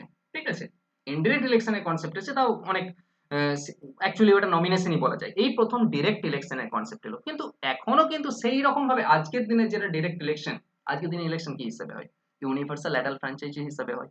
ঠিক আছে, বয়সের অনুযায়ী কে ভোট দেবে কে ভোট দেবে না নির্ধারণ হয়, কিন্তু তখন তার ভোট দেওয়ার যে প্যারামিটার গুলো ছিল সেগুলো আলাদা আলাদা ছিল। ডিরেক্ট ইলেকশন প্রক্রিয়া আনা হলো, কিন্তু কার কার কিসের উপর ভিত্তিতে, এক নম্বর বলা হতো প্রপার্টির উপর। প্রপার্টি নেক্সট বলা হলো ট্যাক্স, আর কি বলা হলো এডুকেশন, যেটা আজকের দিনে তোমার এজের উপর বেস করে হয়, সেটা তখনকার দিনে নিয়ে আসা হলো কি না কার কত বেশি প্রপার্টি, যদি প্রপার্টি বেশি থাকে তবে তাহলে সে ভোট দিতে পারে, যদি বেশি টাকা ট্যাক্স পে করে তাহলে ভোট দিতে পারবে, অথবা হায়ার এডুকেশন যদি থাকে। এইরকম তিনটে প্যারামিটার নিয়ে আসা হয়েছিল। কোন কোন কিসের ভিত্তিতে ভোট দেবে না প্রপার্টি, ট্যাক্স অ্যান্ড এডুকেশন, এর ভিত্তিতে কি আনা হলো না ডিরেক্ট ইলেকশনের কনসেপ্টকে নিয়ে আসা হলো। ক্লিয়ার? বেশ, এর সাথে সাথে কি করা হলো বলো, এর সাথে সাথে কনসেপ্ট নিয়ে আসা হলো বাইক্যামেরালিজম, বাইক্যামেরালিজমের কনসেপ্টকে নিয়ে আসা হলো। আচ্ছা, বাইক্যামেরালিজম বলতে কি বোঝায়? বাইক্যামেরালিজমের ব্যাপার আমি আগেও বলেছি, বাইক্যামেরালিজম অর্থাৎ দুটো হাউসের কনসেপ্ট এলো, একটা হচ্ছে আপার হাউস আর একটা হচ্ছে লোয়ার হাউস। ঠিক আছে, আজকের দিনে লোয়ার হাউসকে কি বলে লোকসভা, আপার হাউসকে কি বলে রাজ্যসভা। ঠিক আছে, অর্থাৎ দুটো হাউসের কে ভেঙে দেওয়া হলো, দুটো হাউসের কনসেপ্ট এই প্রথম এলো এর দ্বারা, যেটা এখন অব্দি টিল নাও চলছে। ঠিক আছে, বেশ, ঠিক আছে, বেশ, নেক্সট কি আনা হচ্ছে না বলো, আরেকটা নতুন পোস্ট, এতদিন অব্দি কি আছে না ভাইসরয় আছে, ভাইসরয়, একে এ কাকে রিপোর্ট করে না সেক্রেটারি অফ স্টেট ফর ইন্ডিয়াকে রিপোর্ট করে। এই সেক্রেটারি অফ স্টেট ফর ইন্ডিয়ার কিছু কাজকে ভাগ করে নিয়ে নতুন একটা পদ তৈরি করা হলো, সেও লন্ডনেই বসবে, পদটার নাম হচ্ছে high office of high commissioner, office of high commissioner, office of high commissioner, high কমিশনারের পদ তৈরি করা হলো। ঠিক আছে, তার সাথে সাথে কি করা হলো না বলো তোমার পাবলিক সার্ভিস কমিশন, বলা হলো একটা পাবলিক সার্ভিস কমিশন পিএসসি এর প্রভিশন নিয়ে আসা হলো। এই পাবলিক সার্ভিস কমিশন 1919 এর একটাই, পরবর্তীকালে 1926 এ 1926 গিয়ে প্রথম কি আসবে না সেন্ট্রাল পাবলিক সার্ভিস কমিশন তৈরি করছে, সেন্ট্রাল পাবলিক সার্ভিস কমিশন। ঠিক আছে, সেন্ট্রাল পাবলিক সার্ভিস তৈরি হবে কোন অ্যাক্টের দ্বারাই 1919 এর অ্যাক্টের দ্বারাই, কিন্তু তৈরি হতে 1926 এ গিয়ে সেন্ট্রাল পাবলিক সার্ভিস কমিশন তৈরি হবে। ঠিক আছে, বেশ, এখানে কি বলা হলো এই প্রথম বলা হলো প্রভিন্সেস লেভেলে কেউ তারাও বাজেট কে কি করতে পারবে, বাজেট পেশ করতে পারবে এবং বাজেট নিয়ে ডিসকাস করতে পারবে, অর্থাৎ সেপারেট প্রভিন্সিয়াল এবং সেন্ট্রাল বাজেটের কনসেপ্ট নিয়ে আসা হলো কার দ্বারা, ইন্ডিয়ান কাউন্সিল অ্যাক্ট 1919 এর তোমার ইন্ডিয়ান কাউন্সিল অ্যাক্টের দ্বারা বা মন্টেগু চেমস্ফোর্ড অ্যাক্টের দ্বারা। ক্লিয়ার? এতদূর অব্দি বোঝা গেছে আশা করছি, এখানকে বলার মধ্যে আর কিছু নাই। ঠিক আছে, বেশ, তাহলে কি কি একবার রিক্যাপ করে নি। 1919 এর অ্যাক্ট, 1919 এর ইন্ডিয়ান কাউন্সিল অ্যাক্ট, যাকে আমরা কি নামে জানি না মন্টেগু চেমস্ফোর্ড রিফর্ম নামে জানি। মন্টেগু কে ছিল সেক্রেটারি অফ স্টেট ছিল, আর চেমস্ফোর্ড কি ছিল ভাইসরয় ছিল। আচ্ছা, ভাইসরয়ের যে এক্সিকিউটিভ কাউন্সিল ছিল তার মধ্যে যে 6 জন মেম্বার ছিল তার মধ্যে বলা হলো 3 জন ইন্ডিয়ান মাস্ট থাকবে, ম্যান্ডেটরি থাকবে। আচ্ছা, 3 জন ইন্ডিয়ান কিসের মাধ্যমে হবে না ডিরেক্ট ইলেকশনের কনসেপ্টকে নিয়ে আসা হলো।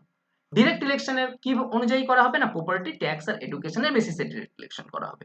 আর কি করা হলো না প্রভিন্সেস গুলোতে ডায়ার্কির সিদ্ধান্তকে নিয়ে আসা হলো, অর্থাৎ দুটো সাবজেক্টে ডিভাইড করা হলো, একটা হচ্ছে ট্রান্সফার্ড সাবজেক্ট, একটা হচ্ছে রিজার্ভ সাবজেক্ট।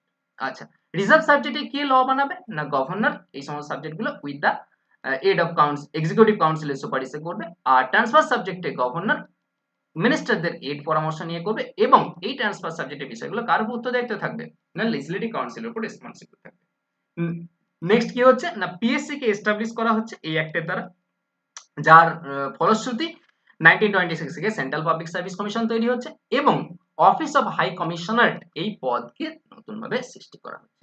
এবং ফার্স্ট যে সবথেকে ইম্পর্টেন্ট কথা যেটা, যে বাইক্যামেরালিজমের সিদ্ধান্ত প্রথম আসছে, অর্থাৎ দুটো হাউসে ডিভাইড হয়ে যাচ্ছে, একটা হচ্ছে আপার হাউস, একটা হচ্ছে লোয়ার হাউস।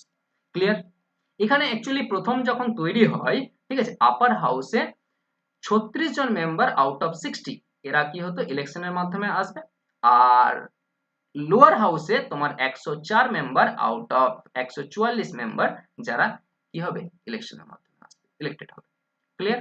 এই ছিল অ্যাক্ট অফ 1919। ঠিক আছে, 1919 এর ইন্ডিয়ান কাউন্সিল।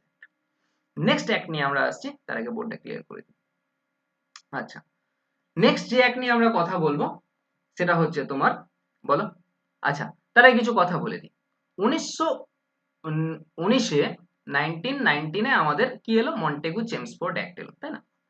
ঠিক এর 10 বছর পর নতুন করে অ্যাক্ট আসার কথা ছিল, অর্থাৎ অ্যাক্ট আসার কথা ছিল 1929 এ। ঠিক আছে, পরবর্তী তোমার অ্যাক্ট আসার কথা ছিল, কিন্তু এর ঠিক 2 বছর আগেই চলে আসে নতুন একটি কমিশন, ঠিক আছে। 1927 সাইমন কমিশন ইন্ডিয়াতে আসে। 7 জন মেম্বারকে নিয়ে 7 মেম্বারকে নিয়ে সাইমন কমিশন ইন্ডিয়াতে আসে। ঠিক আছে, ইন্ডিয়ানদেরকে কিভাবে রিপ্রেজেন্টেশন দেওয়া হবে না দেওয়া হবে সেই সমস্ত ব্যাপারে কথা বলতে, কিন্তু বিস্ময়ের ব্যাপার এর মধ্যে কোনো ইন্ডিয়ান মেম্বারই ছিল না, 7 জন মেম্বাররাই ছিল হোয়াইট পিপল। অর্থাৎ ইন্ডিয়ানরা কি করবে, স্বভাবতই এর বিরোধিতা করবে। ঠিক আছে, যেহেতু এর মধ্যে কোনো ইন্ডিয়ান মেম্বার ছিল না সেই জন্য কি হয় না, বলো, ইন্ডিয়ান ন্যাশনাল কংগ্রেস, আইএনসি, মুসলিম লীগ, ঠিক আছে, এবং আরো যা ছোটখাটো পার্টি ছিল তারাও সবাই এরকে বিরোধিতা করেছিল। এবং সাইমন গো ব্যাক নারা তো শোনাই হোগা। ঠিক আছে, যাই হোক, তো সাইমন গো ব্যাক সবাই শুনেছো। ঠিক আছে, একে ফিরে যেতে বলে। ঠিক আছে, আমরা ইন্ডিয়ানরা মানছি না সাইমন কমিশনকে। যাই হোক, তো 1927 এরা আসে, যেহেতু সব কেউ একে মানলো না, কোনো ইন্ডিয়ান প্রতিনিধি নেই বলে। যদিও এর মধ্যে একটা ভালো ব্যাপার, যেটা ভালো কথা এরা সুপারিশ করেছিল, বলে ডায়ারকি যে সিস্টেম চলছে সেই ডায়ারকিকে অ্যাবলিশ করতে হবে, এই এর সুপারিশ ছিল। যাই হোক, সাইমন কমিশন সফল হয়নি, এরা নিজেরাই নিজেদের রিপোর্টকে সাবমিট করে দেয় এবং ইন্ডিয়া থেকে চলে যায়। ঠিক আছে, বেশ, এই সাইমন কমিশনের রিপোর্টকে অ্যানালিসিস করার জন্য নেক্সট আসবে রাউন্ড টেবিল কনফারেন্স হবে। ঠিক আছে, কিন্তু এর মাঝে 1928 1928 আর একটা ব্যাপার হয়েছে, সেটা হচ্ছে নেহেরু রিপোর্ট। মতিলাল নেহেরু কি করে, ইন্ডিয়ান কনস্টিটিউশন একটা ডুপ্লিকেট ফ্রেমওয়ার্ক একটা তৈরি করে। ঠিক আছে, যাই হোক, এগুলো সমস্ত ইতিহাসের বিষয়, ইতিহাস আমরা বিশদে দেখবো। তো নেহেরু রিপোর্টের পর কি আসে না, রাউন্ড টেবিল কনফারেন্স হবে। কাকে না, সাইমন কমিশনের রিপোর্টকে অ্যানালিসিস করার জন্য 3টে পর রাউন্ড টেবিল বৈঠক হবে। ঠিক আছে, যাই হোক, আর এর মাঝে আর একটা ব্যাপার হবে, সেটা হচ্ছে কমিউনাল অ্যাওয়ার্ড। 1932 তে কমিউনাল অ্যাওয়ার্ড আসবে। ঠিক আছে, কমিউনাল অ্যাওয়ার্ড কি না, এখানে কি করা হলো না, একদিন অব্দি মুসলিমদেরকে সেপারেট ইলেক্টোরেটের সিস্টেম দেওয়া হয়েছে। ঠিক আছে, এবং আরেকটা কথা, ইম্পর্টেন্ট কথা আমি মিস করে গেছি, সেটা হচ্ছে 1919 অ্যাক্টে, 1919 আচ্ছা বলি, আরেকবার বলে দিচ্ছি। 1909 এই অ্যাক্টের দ্বারা সেপারেট ইলেক্টোরেট নিয়ে আসা হচ্ছে, কাদের জন্য, মুসলিমদের জন্য। যেটা কিনা 1919 গিয়ে কি বলা হচ্ছে, শিখদেরকেও সেপারেট ইলেক্টোরেটের ব্যবস্থা করে দিতে হবে, অ্যাংলো ইন্ডিয়ানসদেরকে করে দিতে হবে, ইউরোপিয়ানদেরকেও পাওয়ার দিতে হবে। এই সমস্ত জিনিস আস্তে আস্তে, অর্থাৎ ডিভাইডেশনের প্রক্রিয়া চলতে শুরু করেছে, ইন্ডিয়ার সমাজকে পুরোপুরিভাবে ভেঙে দিচ্ছে, শিখদের আলাদা ধর্মের নামে সমস্ত সবাইকে ভেঙে দেওয়া। ঠিক আছে, এই যে কমিউনাল অ্যাওয়ার্ড, এটা হচ্ছে ভাঙার আরেক ধাপ উপরে চলে যাচ্ছে, হিন্দুদের মধ্যেও ডিভাইডেশন করে দেওয়া হচ্ছে, যারা ডিপ্রেসড ক্লাস আছে তাদেরকে বলা হলো তোমাদের জন্য সেপারেট ইলেক্টোরেটের ব্যবস্থা করে দেওয়া হবে। এই ছিল কমিউনাল অ্যাওয়ার্ড, অর্থাৎ যারা শিডিউল কাস্ট আছে তাদের জন্য সেপারেট ইলেক্টোরেটের ব্যবস্থা করা হবে। তো যাই হোক, তো তোমার বলো, গান্ধীজি পুরোপুরি অপোজ করেছিল, বললো না আমি আমারও অনশনে বসছি, আমি আমার বেঁচে থাকতে আমি করতে হতে দেবো না। ঠিক আছে, হিন্দুদেরকে আর নতুন করে ডিভাইড করা যাবে না, আমরা এক ইউনাইট থাকবো। ঠিক আছে, যাই হোক, তো পুনেতে তখন জেলে বন্দি ছিল তোমার গান্ধীজি। ঠিক আছে, তো আলটিমেট বি আর আম্বেদকরের সাথে কি হবে, 1932 তে পুনা প্যাক্ট হয়, পুনা প্যাক্ট সাইন করানো হয়। ঠিক আছে, সেখানে কি হয় না, এই যে সেপারেট ইলেক্টোরেট দেওয়া হবে যারা ডিপ্রেস ক্লাস, সেই দাবি বি আর আম্বেদকর ছেড়ে দেয় এবং তাদেরকে কিছু রিপ্রেজেন্টেশন দেওয়া হয়, কিছু রিজার্ভেশন দেওয়া হয়। ঠিক আছে, যার ফলে সেই সিস্টেমই চলতে থাকে পরবর্তীকালে। তো এর পরবর্তীকালে যে অ্যাক্ট আছে সেটাই হচ্ছে তোমার গভর্নমেন্ট অফ ইন্ডিয়া অ্যাক্ট 1935। ঠিক আছে, গভর্নমেন্ট অফ ইন্ডিয়া অ্যাক্ট 1935, এটা আসার পটভূমিকা এগুলো তৈরি করে দিচ্ছে। বেশ, বোর্ডটা ক্লিয়ার করে দিচ্ছি। এবার আসবে government of India act, government of India act 1935। আচ্ছা, অ্যাকচুয়ালি ভিডিও আমার একটু লেন্থি হয়ে যাচ্ছে। ঠিক আছে, কিন্তু আমি চেষ্টা করছি পুরোপুরি সাথে ভাবে যাতে গল্পটা, যাতে কনসেপ্টটা ক্লিয়ার হয় তার চেষ্টা করছি, সেই কারণেই ভিডিওর লেন্থ একটু বড় হচ্ছে। ঠিক আছে, আশা করি তোমরা মানিয়ে নেবে ব্যাপারটা। ঠিক আছে, শর্ট টাইমে শেষ করে দিলে কি হয়, ব্যাপারটা অনেক কিছু মিস করে যাব, অনেক কিছু কনসেপ্ট ক্লিয়ার করতে পারবো না, কিন্তু মেন আমার ক্লাসের উদ্দেশ্যই হচ্ছে যাতে করে কনসেপ্ট ক্লিয়ার থাকে, বই তো হাজারো আছে। ঠিক আছে, বেশ, তাহলে নেক্সট চলে আসছি গভর্নমেন্ট অফ ইন্ডিয়া অ্যাক্ট 1935। এই গভর্নমেন্ট অফ ইন্ডিয়া অ্যাক্ট 1935 হচ্ছে সব থেকে বড়, সব থেকে বিস্তৃত, এতদিন অব্দি যত অ্যাক্ট এসছে তার মধ্যে সব থেকে বিস্তৃত অ্যাক্ট হচ্ছে 1935 এর গভর্নমেন্ট অফ ইন্ডিয়া অ্যাক্ট, এবং যেখান থেকে কিনা মোটামুটি ম্যাক্সিমাম পার্টটা 60 থেকে 65% কনস্টিটিউশনের প্রভিশন কোথেকে নেওয়া হয়েছে, 1935 এর অ্যাক্ট থেকেই নেওয়া হয়েছে। আচ্ছা, 1935 এর অ্যাক্টে প্রথমেই কি বলা হলো না, কি করা হবে, ওই যে রেসপন্সিবল গভর্নমেন্ট করে চিৎকার করা আছে, রেসপন্সিবল গভর্নমেন্ট তৈরি করবে, ইন্ডিয়ানদেরকে আরো বেশি সুযোগ সুবিধা দেওয়া হবে। এবং তার জন্য কি করা হবে, প্রথম কি কার সিদ্ধান্তকে নিয়ে এলো, না বললো অল ইন্ডিয়া ফেডারেশন তৈরি করা হবে। নতুন কনসেপ্ট এলো, কি করা হবে, না all India federation, all India federation তৈরি করা হবে। এই অল ইন্ডিয়া ফেডারেশনের মধ্যে কারা থাকবে, না যারা ব্রিটিশ প্রভিন্সেস গুলো ছিল, সেই ব্রিটিশ প্রভিন্সেস গুলো থাকবে, আর যে প্রিন্সলি স্টেটরা গুলো ছিল সেই প্রিন্সলি স্টেট গুলো এর মধ্যে থাকবে। এই কনসেপ্টকে নিয়ে আসা হলো। কেন এই কনসেপ্টকে নিয়ে আসা হচ্ছে, না ইন্ডিয়া ইজ ইউনিট, এই কনসেপ্টকে প্রায়োরিটি দেওয়ার জন্য, ইন্ডিয়া ইজ ইউনিট, এর মধ্যে প্রিন্সিপাল স্টেট হোক প্রভিন্স হোক সবাই ইন্ডিয়াতে তার অখণ্ড পার্ট আর কি, ঠিক আছে। এই কনসেপ্টকে নিয়ে আসার জন্য বলা হলো অল ইন্ডিয়া ফেডারেশনের সিদ্ধান্তকে নিয়ে আসা হবে। কিন্তু একটা কথা ভেবে দেখো, যে সমস্ত প্রিন্সলি স্টেটরা তারা কি এনজয় করছিল, তারা নিজেদের নিজেদের জায়গায় রাজত্ব ফলাচ্ছে, রাজা নামে ডাকছে, তার কিছু পাওয়ার আছে, তারা কি তাদের ক্ষমতা কাল হঠাৎ করে ছেড়ে দিতে পারবে? তারা তো রাজত্ব ছেড়ে চলে গেলে আর কিছু ক্ষমতাই তার বেঁচে রইল না। তো তারা অবভিয়াসলি এই অল ইন্ডিয়া ফেডারেশনের সিদ্ধান্তকে কোনোভাবেই মানবে না। এখানেও মানেনি তারা, বললো না না না ভাই, এই অল ইন্ডিয়া ফেডারেশন এসব আমরা মানি না, আমরা কিন্তু এর সাথে জয়েন করবো না। তো করেন, অল ইন্ডিয়া ফেডারেশনের সিদ্ধান্ত কি হয়, না কার্যকরী করে না। কারণ কি, না এই সমস্ত প্রিন্সলি স্টেটরা এখানে জয়েন করেনি। ক্লিয়ার? বেশ। আর কি বলা হলো, না এই যে প্রভিন্সেস গুলোতে যে ডায়ার্কির সিদ্ধান্ত এনেছিল, সেই ডায়ার্কি সিস্টেমকে কি করা হলো, না অ্যাবলিশ করে দেওয়া হলো। কোনো ডায়ার্কি সিস্টেম চলবে না। তার পরিবর্তে কি হলো, না এদেরকে কি করা হলো, না প্রভিন্সিয়াল অটোনমি দিয়ে দেওয়া হলো, অর্থাৎ ডিসেন্ট্রালাইজেশনের চূড়ান্ত পর্যায়ে চলে যাচ্ছে। যে ডিসেন্ট্রালাইজেশনের প্রক্রিয়া স্টার্ট হয়েছে, সেই ডিসেন্ট্রালাইজেশন প্রক্রিয়া তাদের পুরোপুরি প্রভিন্সেস গুলোকে অটোনমি দিয়ে দেওয়া হচ্ছে, ঠিক আছে। তার মানে পুনরায় যে পাওয়ার কেড়ে নেওয়া হয়েছিল প্রভিন্স গুলোর গভর্নরের কাছ থেকে, সেই পাওয়ারকে রেস্টোর করা হচ্ছে, তাদেরকে অটোনমি দেওয়া হচ্ছে, ঠিক আছে। তার সাথে কি করা হলো, না ওই যে secretary of state for India, secretary of state for India পদ তৈরি করা হয়েছিল, ঠিক আছে। কি তৈরি করা হয়েছিল, secretary of state for India. একে সাহায্য করার জন্য কি করা হবে, যে কাউন্সিল অফ ইন্ডিয়া তৈরি হয়েছিল, সেক্রেটারি অফ স্টেট তাকে সাহায্য করার জন্য 15 জন মেম্বারের একটা কাউন্সিল অফ ইন্ডিয়া পদ তৈরি করা হয়েছিল না, বললো এই সব পদ আর থাকবে না, হটাও, ঠিক আছে। এই কাউন্সিল অফ ইন্ডিয়া, না সরি, সেক্রেটারি অফ স্টেট পদ থাকবে, ঠিক আছে, বুঝতে ভুল করো না, সেক্রেটারি অফ স্টেট পদ থাকবে, কিন্তু এই যে 15 জন মেম্বারের কাউন্সিল অফ ইন্ডিয়া পদ ছিল, এই 15 জন মেম্বারের কাউন্সিল অফ পদ থেকে বলে হাঁটাও, এইসব থাকবে না, এই 15 জন মেম্বারের পদ থাকবে না, ঠিক আছে। এটাকে অ্যাবলিশ করে দেওয়া হচ্ছে কার দ্বারা, না এই 1935 এর গভর্নমেন্ট অফ ইন্ডিয়া অ্যাক্ট দ্বারা। আর কি করা হচ্ছে, না বলা হলো এই যে প্রভিন্সেস গুলোতে যে সাবজেক্ট রয়েছে, যে প্রভিন্সেস গুলোতে সাবজেক্ট রয়েছে, সেই সাবজেক্টকে 3টে ভাগে ভাগ করে দেওয়া হচ্ছে। কি কি 3টে ভাগে ভাগ করা হচ্ছে, না বলা হলো একটা ফেডারেল লিস্ট থাকবে, ফেডারেল লিস্ট থাকবে, একটা কি থাকবে কনকারেন্ট লিস্ট থাকবে, আর একটা কি থাকবে বলো, আর একটা প্রভিন্সিয়াল লিস্ট থাকবে, একটা প্রভিন্সিয়াল লিস্ট থাকবে, ঠিক আছে। ফেডারেল লিস্ট, কনকারেন্ট লিস্ট আর প্রভিন্সিয়াল লিস্ট, এই 3টে লিস্টে ভাঙা হচ্ছে, যার মধ্যে ফেডারেল লিস্টে তোমার 59 সাবজেক্ট ছিল, কনকারেন্ট লিস্টের মধ্যে 36 সাবজেক্ট ছিল, যদিও এগুলো ইম্পর্টেন্ট নয়, আর প্রভিন্সিয়ালের মধ্যে 54 সাবজেক্ট ছিল। ক্লিয়ার? আর বলা হলো যে সমস্ত রেসিডিউয়ারি পাওয়ার থাকবে, অর্থাৎ এই সমস্ত লিস্টের বাইরে গিয়ে কোনো বিষয় থাকলে তার উপর সিদ্ধান্ত কে নেবে, না রেসিডিউয়ারি পাওয়ার থাকবে পুরোপুরি ভাইসরয়ের কাছে, ঠিক আছে। তোমাদের প্রশ্ন, আজকের দিনের যে রেসিডিউয়ারি পাওয়ার, আজকেও তো 3 ধরনের লিস্ট আছে, ইউনিয়ন লিস্ট, স্টেট লিস্ট আর কনকারেন্ট লিস্ট। এই সমস্ত লিস্টের বাইরে গিয়ে যে রেসিডিউয়ারি পাওয়ার, সেই রেসিডিউয়ারি পাওয়ার কার কাছে থাকে, কে ল বানানোর পাওয়ার রেসিডিউয়ারি পাওয়ারের উপর থাকে, কমেন্ট সেকশনে জানাও। নেক্সট কি বলা হলো, না এই যে 3টে লিস্ট তৈরি করা হলো, ফেডারেল লিস্ট, কনকারেন্ট লিস্ট আর প্রভিন্সিয়াল লিস্ট, আর এর বাইরে যে রেসিডিউয়ারি পাওয়ার থাকবে, সেই রেসিডিউয়ারি পাওয়ারের উপর ল বানানোর অধিকার কে থাকবে, না তোমার ভাইসরয়ের কাছে থাকবে।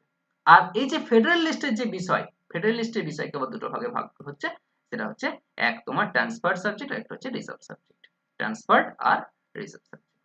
ক্লিয়ার একদম?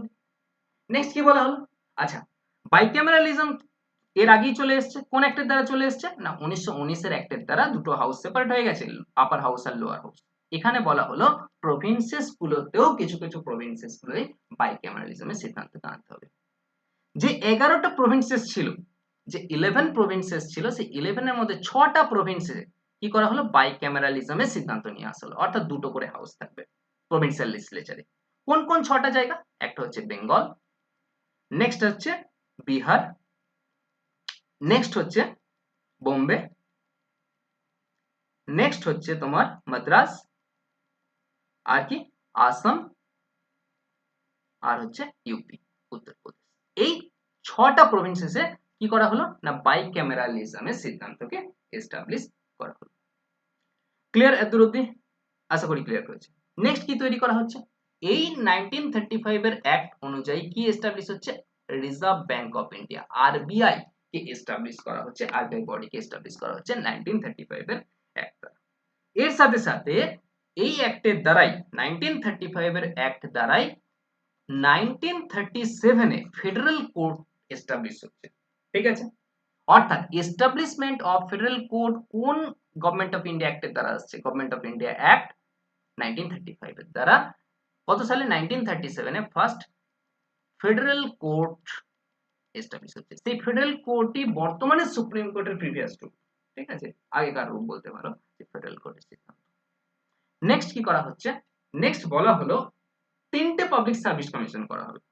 3টে পাবলিক সার্ভিস কমিশনের কথা বলা হচ্ছে। এক, প্রথম হচ্ছে federal public service commission, federal public service commission. Next কি বলা হচ্ছে, প্রভিন্সিয়াল পাবলিক সার্ভিস কমিশন। আরেকটা যে কনসেপ্ট নিয়ে আসছে সেটা হচ্ছে জয়েন্ট পাবলিক সার্ভিস কমিশন। ঠিক আছে, এই 3টে পাবলিক সার্ভিস কমিশনের কথা বললো 1935 এ অ্যাক্ট অনুযায়ী। আচ্ছা, ফেডারেল পাবলিক সার্ভিস কমিশন আজকের দিনের বলতে পারো ইউপিএসসি। ঠিক আছে, ইউনাইটেড পাবলিক সার্ভিস কমিশন আজকের কনসেপ্টে। প্রভিন্সিয়াল পাবলিক সার্ভিস কমিশন যেমন আজকের দিনে ওয়েস্ট বেঙ্গল পিএসসি হতে পারে, ইউপি পিএসসি হতে পারে, বিহার পিএসসি হতে পারে, ত্রিপুরা পিএসসি হতে পারে। আর জয়েন্ট পাবলিক সার্ভিস কমিশন কি না, দুটো বা তিনটে স্টেট একসাথে মিশে যে পাবলিক সার্ভিস কমিশন যে পরীক্ষা কন্ডাক্ট করে সেটাকে বলে জয়েন্ট পাবলিক সার্ভিস কমিশন। এই সমস্ত সিদ্ধান্ত কিসের দ্বারা আসছে, 1935 এর অ্যাক্টের দ্বারাই মডিফাই হয়ে ইন্ডিয়াতে আসছে। ক্লিয়ার আর তুরো? বেশ, চলো একবার রিভিশন হয়ে যাক। তাহলে 1935 এর গভর্নমেন্ট অফ ইন্ডিয়া কি বললাম, লংগেস্ট অ্যাক্ট ছিল একদিন যে সমস্ত অ্যাক্ট এসেছে তার মধ্যে। এর দ্বারা কোন সিদ্ধান্তকে নিয়ে আসার চেষ্টা করা হচ্ছে, অল ইন্ডিয়া ফেডারেশনের সিদ্ধান্তকে আনার চেষ্টা করা হচ্ছে। এই অল ইন্ডিয়া ফেডারেশনের মধ্যে ইন্ডিয়া এজ ইউনিট এই কনসেপ্টকে প্রায়োরিটি দেওয়ার জন্য যে সমস্ত প্রভিন্সেস গুলো এবং যে সমস্ত প্রিন্সলি স্টেট গুলো সবাইকে একত্রিত করা হবে। কিন্তু প্রিন্সলি স্টেটরা এই অল ইন্ডিয়া ফেডারেশনে জয়েন করতে অস্বীকার করছে, ফলে অল ইন্ডিয়া ফেডারেশনের সিদ্ধান্ত কোনোদিনই কার্যকরী করছে না। তার সাথে কি বললাম যে সেক্রেটারি অফ স্টেটকে সাহায্য করার জন্য যে 15 জন মেম্বারের কাউন্সিল অফ ইন্ডিয়া ছিল সেই পদকে কি করা হচ্ছে, অ্যাবলিশ করা হচ্ছে। ঠিক আছে, নেক্সট কি বলা হলো না, এর দ্বারাই 1835 অ্যাক্টের দ্বারাই আরবিআই এস্টাবলিশ হচ্ছে। নেক্সট ফেডারেল কোর্ট এস্টাবলিশ হচ্ছে 1937 এ। আর কি হচ্ছে বলো, তোমার বাইক্যামেরালিজমের কনসেপ্ট নিয়ে আসা হচ্ছে 11টার মধ্যে 6টা প্রভিন্সে, কোথায়, বেঙ্গল, বিহার, বোম্বে, মাদ্রাজ, আসাম এন্ড উত্তরপ্রদেশ। এবং এর সাথে সাথে কি করা হচ্ছে, 3টে পাবলিক সার্ভিস কমিশনের কনসেপ্ট আছে, একটা হচ্ছে ফেডারেল পাবলিক সার্ভিস কমিশন, একটা হচ্ছে প্রভিন্সিয়াল পাবলিক সার্ভিস কমিশন, একটা হচ্ছে joint public service commission. Clear? এই ছিল government of India act 1935। Next last একটি অ্যাক্ট বেঁচে রইল, বোর্ডটা ক্লিয়ার করে দিচ্ছি। নেক্সট যে অ্যাক্ট বেঁচে রইল 1935 এর পর, যেটা হচ্ছে Indian independence act. Indian independence act কততে আসছে না 1947 এ আসছে, যার দ্বারাই ইন্ডিয়া স্বাধীন হচ্ছে। Indian independence act 1947। এটা কি বলা হয়, তোমার মাউন্টব্যাটেন প্ল্যানও বলা হয়। ঠিক আছে, কি বলা হয়, মাউন্টব্যাটেন প্ল্যান, মাউন্টব্যাটেন প্ল্যান। ঠিক আছে, বেশ। তাহলে গভর্নমেন্ট অফ ইন্ডিয়া অ্যাক্ট 1935 এর পরেও কিছু কিছু ইম্পর্টেন্ট ইভেন্ট হয়ে গেছে। কি কি না, এখানে এগুলো সমস্ত ইতিহাসের ব্যাপার, আমি এখানে আলোচনা করবো না, জাস্ট আমি শুনিয়ে রাখছি, তোমাদের লিঙ্ক আপ করতে সুবিধা হবে যদি কারো ইতিহাস পড়া থাকে। ঠিক আছে, যেমন আগস্ট অফার আসবে। ঠিক আছে, আগস্ট অফার কততে আসে না 1940 তে আসে আগস্ট অফার। নেক্সট আসবে 1942 তে, মনে করার চেষ্টা করো, ক্রিপস মিশন ইন্ডিয়াতে আসবে 1942 তে। 1942 এর পর 1946 এ, 1946 এ কি হয়েছিল না বলো, ক্যাবিনেট মিশন আসবে। ঠিক আছে, এবং 1946 এ কি কনস্টিটিউয়েন্ট অ্যাসেম্বলি এস্টাবলিশ করা হয়, যারা কনস্টিটিউশন তৈরির করতে শুরু করে। ঠিক আছে, কনস্টিটিউশন তৈরিতে একদম ডাইরেক্টলি পার্টিসিপেট করে। ঠিক আছে, এরপর আসবে পরের বছর 1947 এ কি আসছে, ইন্ডিয়ান ইন্ডিপেন্ডেন্স অ্যাক্ট, যেটাকে আমরা মাউন্টব্যাটেন প্ল্যান বলছি। আচ্ছা, কি হয় এই সময়, এই সময় ব্রিটেনে তোমার সরকার বদল হয়, তত্ত্বা বদল হয়। ঠিক আছে, কি হয় না, নতুন প্রাইম মিনিস্টার হিসেবে আসে ক্লিমেন্ট অ্যাটলি। ঠিক আছে, ক্লিমেন্ট অ্যাটলি আসে নতুন প্রাইম মিনিস্টার হয়ে, এসে ঘোষণা করে 20 ফেব্রুয়ারি 1947 এ ক্লিমেন্ট অ্যাটলি ঘোষণা করে যে ইন্ডিয়া থেকে তারা এবার গড়িয়া বিস্তার বাঁধতে শুরু করবে। ঠিক আছে, দিয়ে মোটামুটি 30 জুন 30 জুন 1948 এর মধ্যে এর আগে এনি হাউ তারা ইন্ডিয়া থেকে বেরিয়ে যাবে। ঠিক আছে, এই ডেডলাইন টাইম দিয়ে দেয় যে 30শে জুন 1948-এর আগে তারা এনি হাউ ইন্ডিয়াকে তাদের নিজস্ব নিজস্ব সরকারকে তাদের ক্ষমতায় হস্তান্তর করে তারা ইন্ডিয়া থেকে এবার যাবে। তার কারণ ইন্ডিয়াতে এই সময় নানান রকমের ইভেন্ট হতে শুরু করেছে, ইতিহাসে যখন আমরা পড়বো তখন জানবো। সুতরাং ভালো ভালো নিজেদের সম্মান রক্ষার্থে যে নিজে থেকে যদি সরকার শিফট করে দিয়ে তারা চলে যেতে পারে তো তাদের সম্মান থাকবে, এরকম একটা ব্যাপার। ঠিক আছে, তো এর সাথে সাথে কি আসে না 23শা জুন 1947-এ কি হয় না বলে যে নতুন একটা প্ল্যান আছে যাকে বলে পার্টিশন প্ল্যান। পার্টিশন প্ল্যান যে হ্যাঁ, যখনই বললো এই মাউন্টব্যাটেন প্ল্যান 1947 যখনই এলো যে ইন্ডিয়াকে স্বাধীন করে দেওয়া হবে 30শে জুন 1948-এর মধ্যে পালিয়ে যাবে, তখন মুসলিম লীগ হল্লা করতে শুরু করলো যে তাদের সেপারেট কান্ট্রি দিতে হবে, মুসলিমদের জন্য আলাদা রাষ্ট্র করতে হবে। ফলত 23শা জুন 1947-এ নিয়ে আসে পার্টিশনের প্ল্যান। বলা হলো কি না দুটো ডোমিনিয়ন সেপারেট করা হবে। ঠিক আছে, এক হচ্ছে ইন্ডিয়া তৈরি হবে আর এক হবে পাকিস্তান। ঠিক আছে, ইন্ডিয়া আর পাকিস্তান দুটো ডোমিনিয়ন তৈরি করা হবে। আর কি সবথেকে খতরনাক জিনিস যেটা করে দেওয়া হলো, আর যে সমস্ত প্রিন্সলি স্টেটরা ছিল তাদের কাছে পাওয়ার রইল তিনটে। যে সমস্ত প্রিন্সলি স্টেটরা ছিল তাদের কাছে অপশন তিনটে। তারা এক তো ইন্ডিয়াতে জয়েন করতে পারে, আদারওয়াইজ পাকিস্তানে জয়েন করতে পারে, আদারওয়াইজ তারা যদি চায় তো ইন্ডিপেন্ডেন্ট থাকতে পারে, কোনো কিছুতেই জয়েন আমরা করবো না, ইন্ডিপেন্ডেন্ট হয়ে থাকতে পারে। আর এর অনুযায়ী এই যে প্রিন্সলি স্টেটগুলোকে ইন্ডিয়াতে একত্রিত করার জন্য সর্দার বল্লভভাই প্যাটেল গুরুত্বপূর্ণ ভূমিকা নিয়েছিল। কে কে তোমার বলো? মেনন সাহেব ছিল, মেনন সাহেব গুরুত্বপূর্ণ ভূমিকা নিয়েছিল। ঠিক আছে, যাই হোক ওগুলো ইতিহাসের গল্প। ঠিক আছে, তো জানো কাশ্মীরকে কিভাবে ইন্ডিয়াতে জয়েন করানো হয়েছিল, হায়দ্রাবাদকে কিভাবে, ঠিক আছে, কোথায় পুলিশ অ্যাকশনের দ্বারা, কোথায় রেফারেন্ডামের দ্বারা। ঠিক আছে, এই সমস্ত ভাবে প্রিন্সলি স্টেটগুলোকে ইন্ডিয়াতে জয়েন করায়। ঠিক আছে, যাই হোক পার্টিশন প্ল্যান একে বলা হচ্ছে, যেহেতু ইন্ডিয়া আর পাকিস্তান দুটো ভাবে দুটো ডোমিনিয়নে সেপারেট হচ্ছে। আর কি করা হলো, একদিন অবধি যে ভাইসরয় ইন্ডিয়াকে রুল করতো সেই ভাইসরয় বলে কোনো পদ থাকবে না। ঠিক আছে, ভাইসরয় পদকে অ্যাবলিশ করা হচ্ছে। এর পরিবর্তে কি করা হচ্ছে না গভর্নর জেনারেল বলে পদ এস্টাবলিশ করা হচ্ছে। ঠিক আছে, কি বলা হচ্ছে একে গভর্নর জেনারেল বলা হচ্ছে। ঠিক আছে, বেশ, তাহলে ফার্স্ট গভর্নর জেনারেল কে হচ্ছে না লর্ড মাউন্টব্যাটেন। লর্ড মাউন্টব্যাটেন হচ্ছে প্রথম গভর্নর জেনারেল। ঠিক আছে, বেশ, আচ্ছা, এরা কি করবে না বলা হলো দুটো কান্ট্রি কি তারা নিজেদের মতো করে কনস্টিটিউশন ফ্রেমওয়ার্ক করতে শুরু করবে, কনস্টিটিউশন তৈরি করতে শুরু করবে। কিন্তু এই যে 23শা জুন 1947-এর আগেই আগস্ট মাসে কি হয় না বলো 14 আর 15 তারিখে 14 আর 15-ই পাকিস্তান আর ইন্ডিয়া কে স্বাধীন হয়ে যায়। ঠিক আছে, তখন তারা কি হিসাবে থাকে as a Dominion of England হিসাবে থাকে, ডোমিনিয়ন স্ট্যাটাস পায়। ঠিক আছে, এবার যখন তোমার কি হচ্ছে কনস্টিটিউশন রেডি হয়ে যাচ্ছে তখন থেকে ইন্ডিয়া সোভেরেন কান্ট্রি হয়ে যাচ্ছে। ঠিক আছে, এবং কি বলা হলো না যতদিন অবধি ইন্ডিয়ার কনস্টিটিউশন তৈরি হচ্ছে না ততদিন কোন অ্যাক্ট অনুযায়ী শাসন হবে না চলবে না বলো 1935-এর অ্যাক্ট অনুযায়ী ততদিন ইন্ডিয়াতে শাসন চলতে থাকবে। ক্লিয়ার? এতদূর অবধি আশা করি ক্লিয়ার হয়েছে। এতদূর অবধি আশা করি ক্লিয়ার সকলের। তাহলে আরেকবার রিভিশন করে দিচ্ছি 1947 এর ইন্ডিপেন্ডেন্স অ্যাক্ট। 1947 এর ইন্ডিপেন্ডেন্স অ্যাক্ট অনুযায়ী ইন্ডিয়া স্বাধীন হচ্ছে এবং এর ফলে একে কি বলা হচ্ছে মাউন্টব্যাটেন প্ল্যানও বলা হচ্ছে। এবং একটা পার্টিশন প্ল্যানকে নিয়ে আসা হচ্ছে, বলা হচ্ছে যে দুটো ডোমিনিয়ন তৈরি করা হচ্ছে, একটা ইন্ডিয়া নাম দেওয়া হচ্ছে, একটা পাকিস্তান নাম দেওয়া হচ্ছে। আর যে সমস্ত প্রিন্সলি স্টেটরা ছিল তাদেরকে প্রায়োরিটি থাকছে, তারা চাইলে ইন্ডিয়াতে জয়েন করতে পারে, তারা চাইলে পাকিস্তানে জয়েন করতে পারে, অথবা তারা ইন্ডিপেন্ডেন্ট হিসাবেও কাটাতে পারে। আর কি করা হচ্ছে ভাইসরয় একদিন অব্দি শাসন করতে, সেই ভাইসরয় পদ থাকবে না, গভর্নর জেনারেল পদ করা হচ্ছে। এবং গভর্নর জেনারেল কি করবে না প্রথম হচ্ছে লর্ড মাউন্টব্যাটেন। ঠিক আছে, এবং যতদিন অব্দি ইন্ডিয়া বা পাকিস্তান তারা নিজেদের কনস্টিটিউশন তৈরি করতে পারবে না ততদিন অব্দি তারা কি করবে 1935 এর অনুযায়ী তারা ভারত শাসন করবে। ঠিক আছে, এই ছিল আজকের ক্লাস, এই ছিল আজকের টপিক। নেক্সট পর্যায়ে আমরা পরবর্তী ক্লাসে অবশ্যই দেখা হচ্ছে। আর তার আগে ক্লাস ভালো লাগলে অবশ্যই লাইক, শেয়ার আর সাবস্ক্রাইবটা করে দিও। চলো দেখা হচ্ছে পরের ক্লাসে।